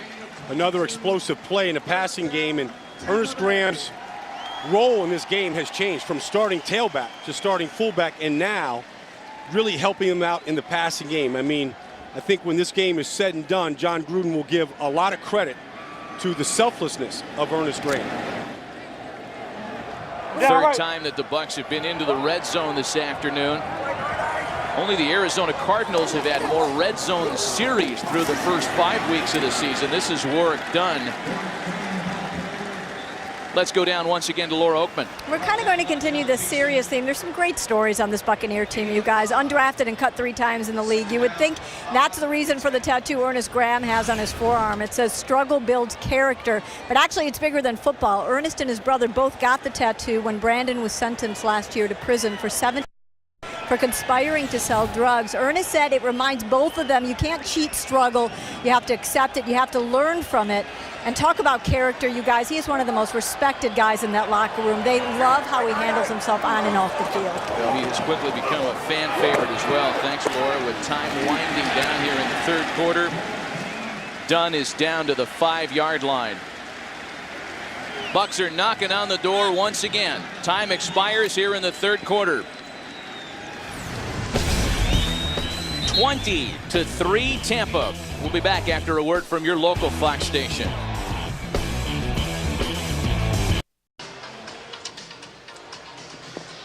Well, the Bucs on top by 17, and they are coming up on their 9th play of a drive that began at their 44-yard line. The field position has been a big story in this one, as Carolina's average starting field position has had them inside the 20. Completely a different story for the Bucs. This looks like the Jeff Garcia from last year. Okay. This team to the NFC South divisional crown and got him into the playoffs. 3rd and 3. Garcia keeps, has a first down as he's inside the 5. John Beeson prevented him from taking it all the way in. That's Garcia right there. First time we really got him, saw him get outside the pocket here on this bootleg, getting him out here on the perimeter and really having a two-way go. Looking for his tight end, John Gilmore. He's covered. Alex Smith is covered. I don't know if he could have done that week 1. I don't know if he could have done it against the Saints. The calf injury, the ankle injury, he was a lot less than the mobile guy we just watched.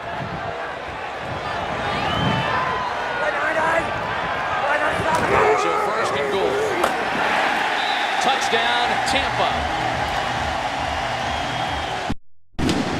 Well, when Ernest Graham scores a touchdown, the Bucs started play today 9-1. That 1-yard touchdown run makes it 26-3 and puts the Bucs in pretty good shape to make that stat run to 10-1. Well, it's been quite a day for Ernest Graham, helping out in a lot of different ways and running behind a rookie, Jeremy Zuta, in at left guard. In for Aaron Sears, out with a knee injury right now. So a lot of guys have had to change the roles here today to get this kind of performance from the Bucs. Matt Bryant down to make it a 27-3 game with the point after. And Tampa starting to run away. Ernest Graham has scored a touchdown in 6 consecutive home games.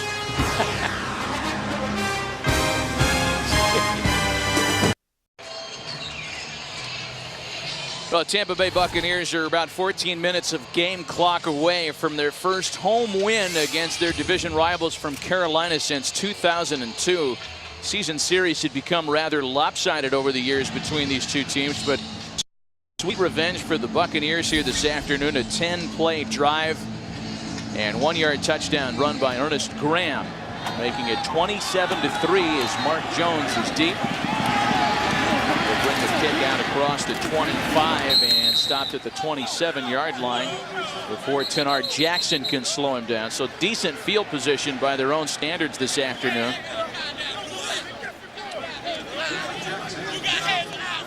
Jermaine Phillips and Adam Hayward having fun, as are the rest of the Bucs, on top by 24.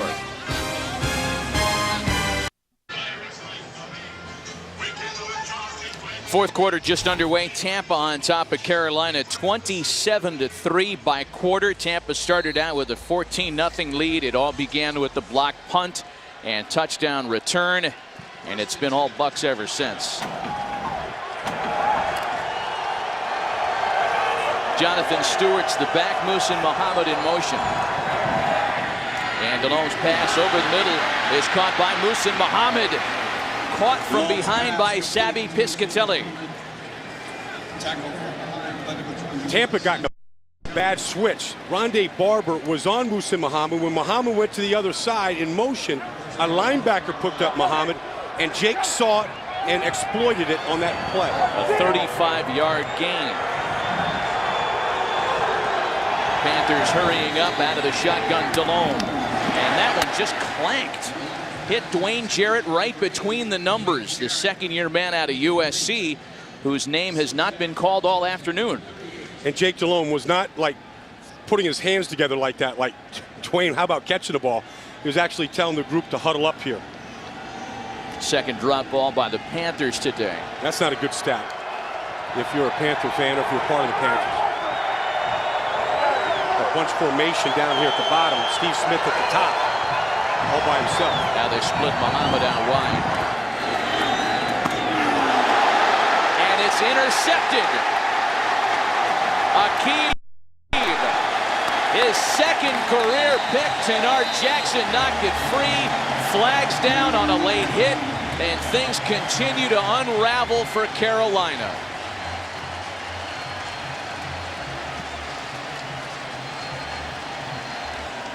This looks like one of those division games that is a rivalry game because Tampa's winning this game because they've out-hit them. During the play, after the interception, sideline interference on Tampa Bay, that 15-yard penalty will be enforced at the end of the run. First down, timeout. There's been a penalty committed by a Buck after each one of their interceptions this afternoon. Aqib Talib with his second career pick.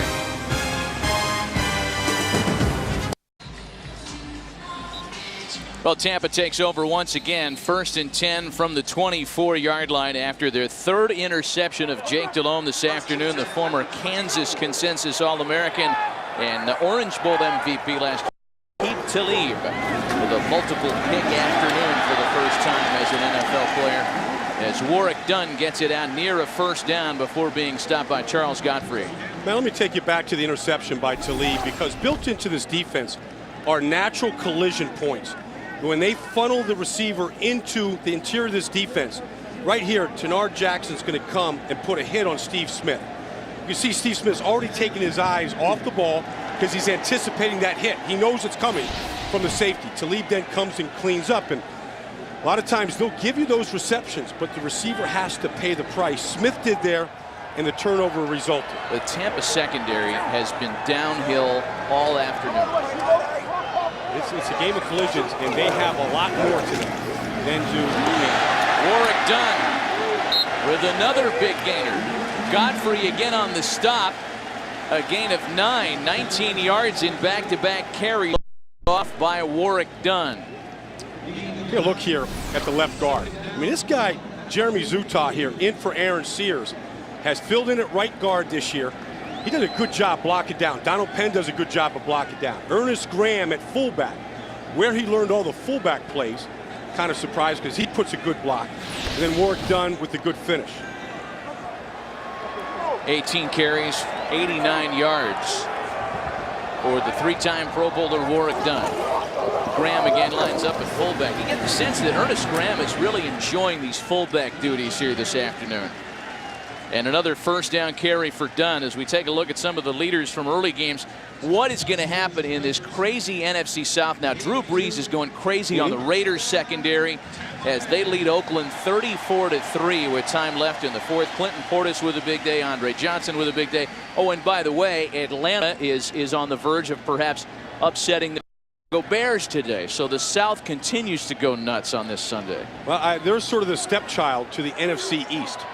And so the play of Atlanta with Matt Ryan and Michael Turner, and then the Saints will see the Panthers next week in Charlotte. As Warrick Dunn gets it near midfield, let's check in on more action with Kurt Menefee in Los Angeles. And we'll keep it in the South. This is the Falcons against the Bears. 4th and goal. Matt Forte stopped inside the 1-yard line by that Falcon defense. Atlanta holding on up 19-10, less than 8 minutes to go. If everything stays the same way right now, they would be in a 3-way tie for first place with your two teams in the NFC South. Kurt, what a year a year can make. Right there, you see Dimitrov coming in as general manager, Mike Smith coming in with the new staff, a couple new players, led by a quarterback, Matt Ryan. They have turned it around in Atlanta. Warrick Dunn, the ball carrier. Another first down. Dunn over 100 yards for the afternoon as he's tackled near the 30. For Warrick Dunn, his 30th career 100-yard rushing afternoon. Boy, right up the gut again, right behind his co-tailback, Ernest Graham. We're going to have following that block right off of Ernest Graham's backside there. A lot by work done. He never, ever raises up and gives you a shot at hitting him. Davin Joseph with a good block inside, just picking Panther players off one by one. There's no better feeling for an offensive team than to stick it down the opponent's throat, especially a division opponent like they are right now. Warwick Dunn gets a blow in favor of Michael Bennett, and the ex-Chief carries across the 30. That's his first carry of the season. You know, both those backs of Tampa came into today averaging over 5 yards. Ernest Graham averaging 5.9 yards a carry.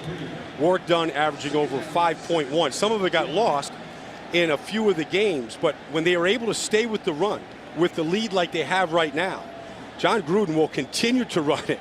You know, as long as he can find a back that's, you know, healthy enough and a back that right now is fresh enough, he'll keep handing the ball off. Bennett stays on the field on 2nd and 7. And they will be content with handing it to Bennett. Tripped up at the 25. Michael Bennett, one of those guys that the Bucs picked up last year. Always been stockpiling talent. They did this year with Antonio Bryant. Michael Bennett was one of those good pickups. And with the trade deadline looming, don't be surprised to see the Bucs combing the wire, looking for somebody else to pick up to add some fortification to this offense. Time ticking at inside of 8.5 minutes, 3rd and 3. You know, I press you for names there, but I don't want to put you on the spot. I don't want to be general manager here. We're just pointing out something that Tampa has been unafraid to do since John Gruden took over. Flags are down as Dunn's carried, stopped by Nile Diggs. Yeah, we'll leave that to Glazer. Jay will have it. If there's somebody out there, Jay will have it for us. Holding, number 52, offense, 10-yard penalty. Repeat, 3rd down. Jeff Fain guilty of the hold. Let me change up here a little bit, because normally offensive lineman holds, we say his name. And we haven't mentioned Jeff Fain's name all day. But he, to me, is the guy that has solidified this whole offensive line. It's the best center that they've had since John Gruden took over. He's very athletic. He's very physical, and he's a smart player. He really knows where to take the protections, who to pick up, understands the academics of that position inside. And I think this is the best offensive line that the Bucs have had, even the year that they won the Super Bowl. Marches him back to a 3rd and 13. That was the 6th penalty of the afternoon, charged to the Bucs. 9th play of the drive coming up. And Garcia will keep it on the ground with Warwick Dunn. And Dunn is caught by Julius Peppers after a gain of maybe a yard. Quiet day for Peppers. I mean, just not a lot of opportunities to get after the quarterback here. Been on the field an awful long time here in the second half. So Josh Bidwell come on to punt it away. It has been all Bucs at Raymond James Stadium, much to the chagrin of John Fox and company.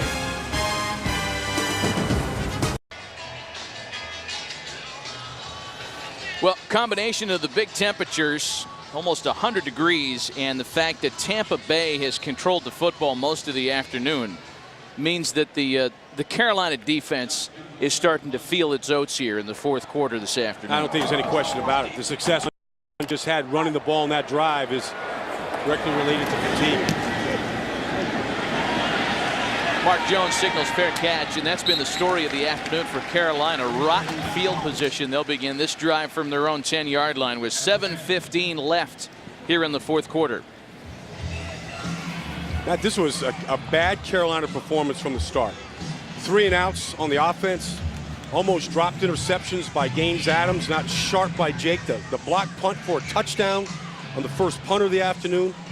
They just weren't sharp from the very beginning here today, and they've never really gotten out of the funk. You know, we went on the air talking about how closely played, how competitive this series has been every year between these two rivals from the South. A lot of you know, notable installments in their season series history. Delhome's pass is caught by Dante Rosario, just short of a first down. Well, on an afternoon when it trails by 24, you wouldn't imagine there'd be a whole lot of numbers for fantasy leaguers. With the exception of Steve Smith's 93 receiving yards, it's been a pretty dreary day. Nobody, I think, saw this coming from Jake Delhomme, not the way he played to this point. There's a first down reception made by Dwayne Jarrett.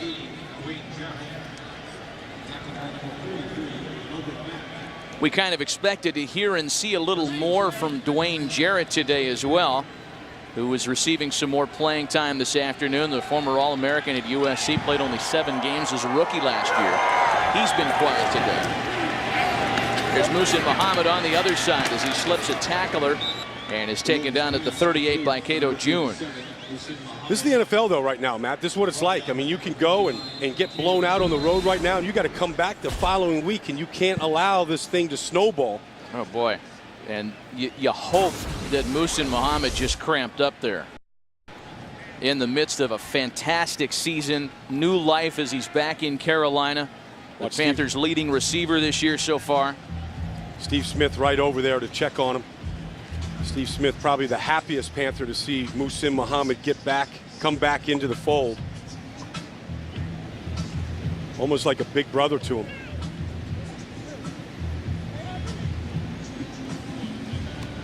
It's the 3 boys of John Gruden, the youngest wearing a Garcia jersey. The oldest, Deuce, played a football game on Friday night. John was getting out of One Buck Place, getting over to watch Deuce play. I would have loved it if one of John's kids had showed up in a Jeff Garcia jersey and the other in a Brian Greasy jersey. That just would have been perfect this afternoon. That's too politically correct.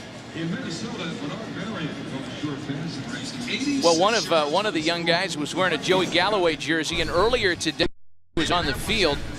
The Bucs are being very cautious with giving the media a date for his return, but there's no doubt they miss him. Well, you know, this foot injury now has been bothering him, you know, since week 1. Didn't spend a lot of time in the offseason. He's got, looks like Luke McCown's son right there on his shoulder, and I don't think they can rush this. They need him in this offense. He's the vertical stretch. He's the thing. He's the guy that, in combination with Jeff Garcia last year, really, you know, beat a lot of teams. So I think they're going to be patient with him. And when you have a 36-year-old guy with a foot injury, I don't think you can put him on a timetable. Well, Muhsin Muhammad off the field now as Jonathan Stewart lines up in the backfield. Delhomme looks and finds Steve Smith for a first down reception. We look and find Kurt Menefee in Los Angeles. I just want to remind you that when you are done, Game 2 of our Fox NFL Sunday doubleheader has T.O. and the Cowboys going into the desert to face the Cardinals. Of course, much of the talk around Dallas this week has been about Pac-Man Jones. We will see how he and the Cowboys do just as soon as you guys are done. They're in Tampa. Matt and Brian? All right, Kurt, thanks. Boy, another one nearly picked off. Derek Brooks had his second interception of the year in his hands. Not just an interception. He had a pick 6 in his hands. I think he was looking to the end zone. He's had a lot of those in his career.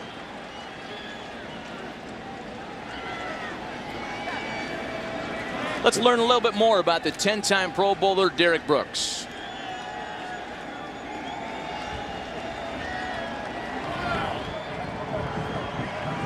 We'll deep into the videotape vault after this play.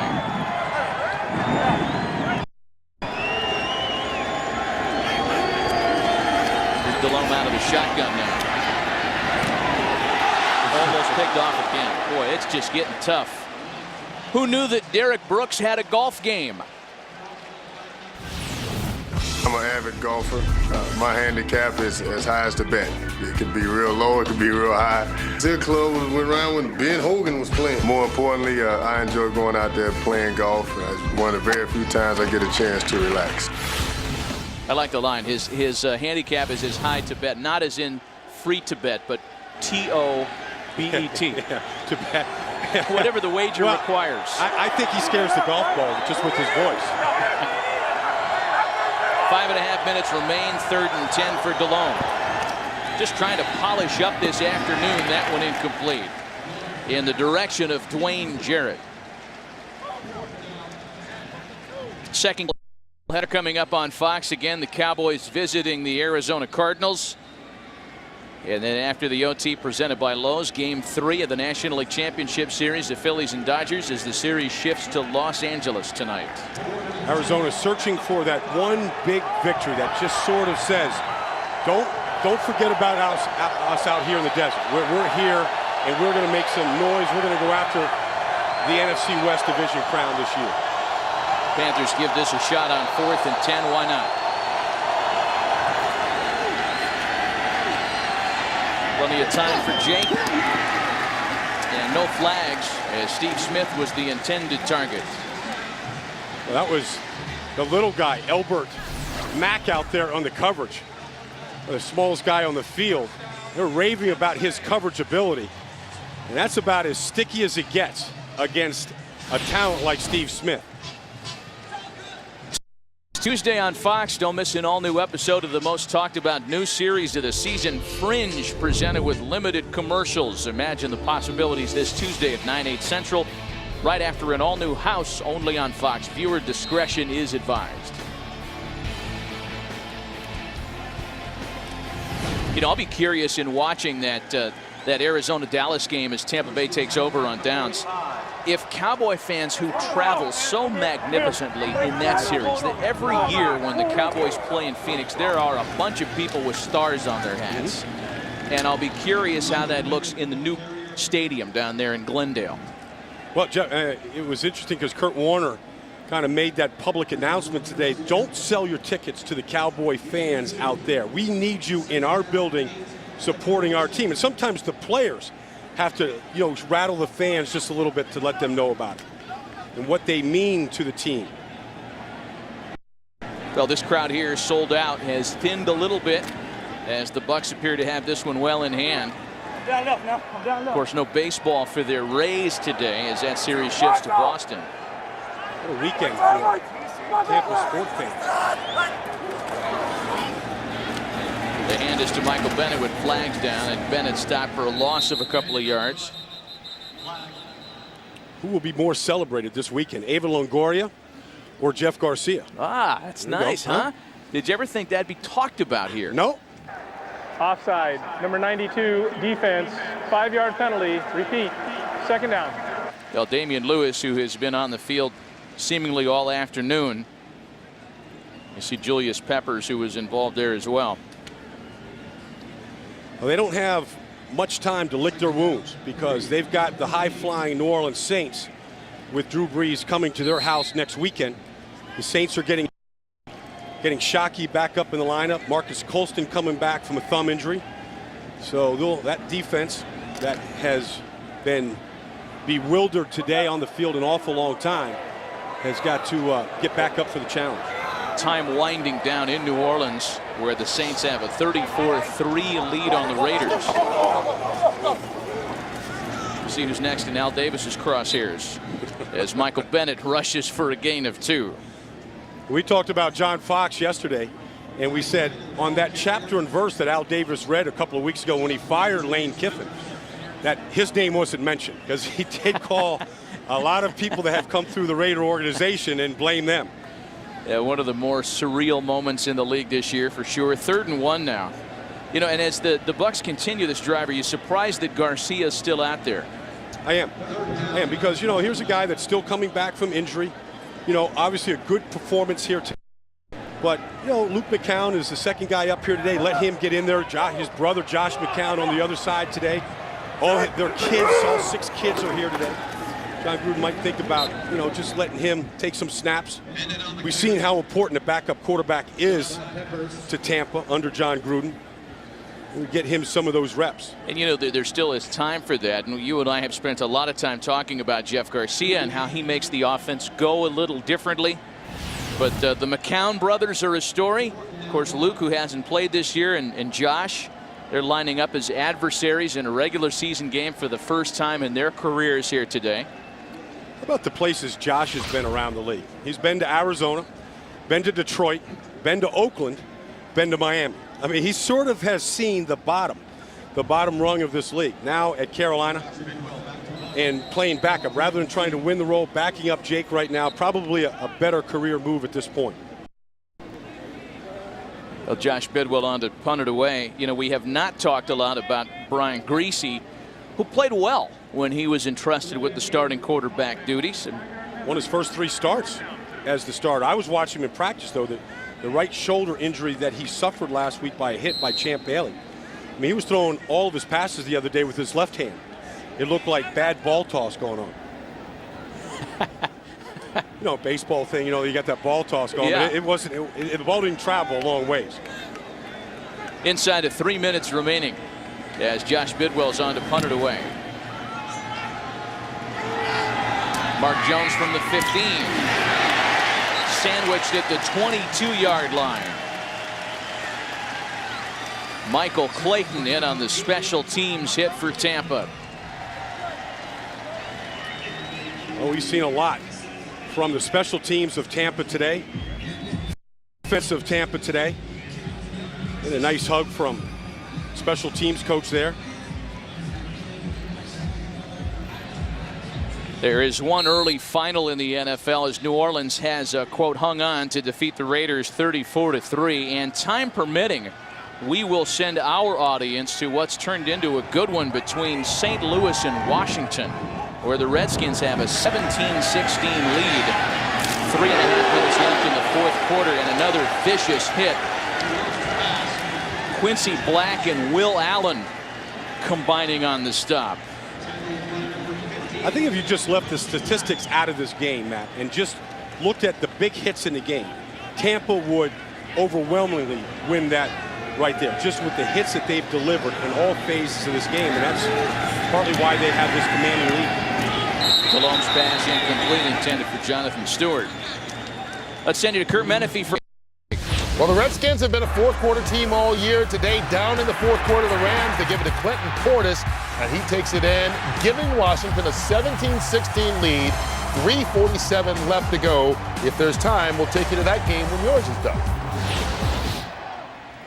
Kurt, thanks. I don't think anybody had Jim Haslett's Rams staying close to Washington on the road today, that's for sure. You know, he put Mark Bulger back in at quarterback. That's the first thing he did for the Rams. And Dalome's pass is caught short of the 40 by Dante Rosario, as that winds us into the 2-minute warning in Tampa. Yes, ladies, it's been all Bucs at Raymond James Stadium this afternoon. 2-minute warning.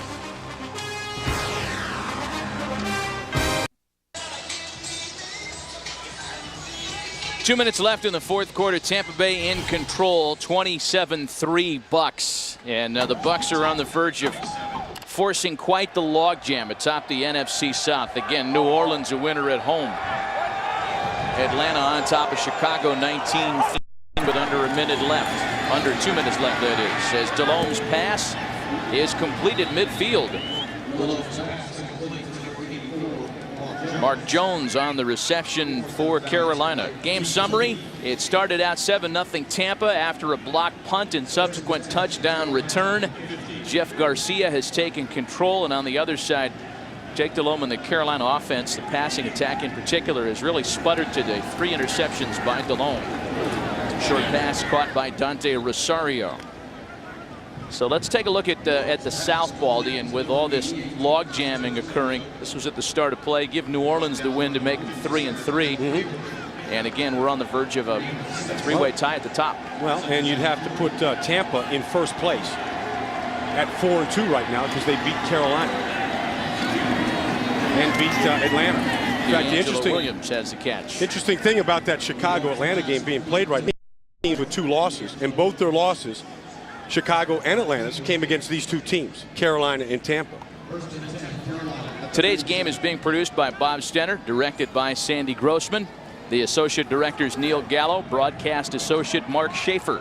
The technical producers Bob Muller, technical director Florida's own Rick Tugman. Tape supervisor is Michael Nathanson. The audio supervisor is Pat Lucatordo. Studio is produced by Scott Ackerson and directed by Bob Levy.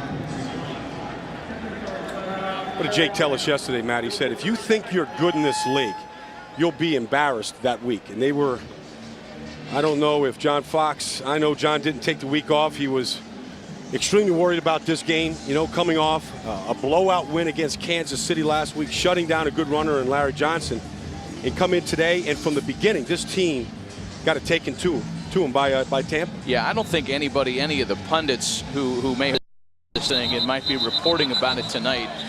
Nobody can say that the Panthers came in here and underestimated anybody. Nobody can say that they weren't prepared. They were outplayed. They got outplayed, out-executed. They made the mistakes, but all the credit goes to Tampa. They came out and they just whacked Carolina from the start here. Just out-hit them, knocked the ball loose, got some tip balls for interceptions. Under a minute left, 2nd and 7. You better believe that Monty Kiffin would love to keep Carolina out of the end zone. Just as a feather in his cap. Not going to mean anything in terms of the final score, and that one dropped by Dante Rosario. Another good hit. Geno Hayes has had a big afternoon. You know, we mentioned Geno Hayes, Baldy, earlier when he made the block on the punt and then ran it back for a touchdown. And we kind of mentioned as an aside that he was a Jim Gruden find. You know, John's dad, Jim Gruden, who's a personnel advisor here, he was the guy that was selling Ernest Graham last year. He's the guy selling Geno Hayes. He's the guy that was out there saying Antonio Bryant's available. Let's bring him in. John's old man. We can learn a little bit from the old man. There's some wise years there. And that one is dropped. My goodness. Well, you know, Steve Smith dropped a touchdown pass last week, dropped a few passes. He's putting it all on himself. They got a split right down the middle of the field. Jake, probably the best ball Jake has thrown all day here today. Oh, man. Again, time permitting, we plan to send you to another venue. They're at a minute remaining in Washington with the Redskins on top of the Rams 17-16. 4th and 7.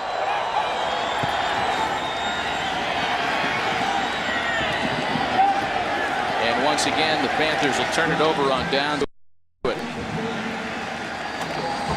Jay couldn't even get a completion there to the sideline. 6 rows in. Steve will think about that drop all the way up until next week. And it's not going to get any easier next week as Carolina hosts New Orleans in Charlotte. Jeff Garcia and the Bucs can smile. This was such a big game for them. Been a while since Jeff Garcia has smiled on the sideline. Even going back to last year when he sat basically for the last 2 weeks getting ready for the playoffs. Didn't play well in a playoff game. Miserable offseason, preseason. I think a lot of guys just saying, you know what, thanks for hanging in there, Jeff, because that's the result of what he's been able to do. Well, a loss here for Tampa would have dropped them 2 off the division lead. Would have been a loss to a conference rival, a division rival rather. But Tampa has responded.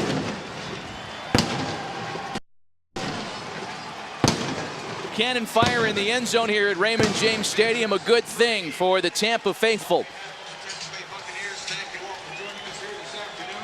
Don't forget to join us again next Sunday evening as the Buccaneers battle the Seattle Seahawks. Kickoff 8:15 p.m. Please drive home safely and enjoy the rest of your weekend. 27-3 Bucs, the final score from Raymond James Stadium. This is Matt Vasgersian for Brian Baldinger and Laura Oakman.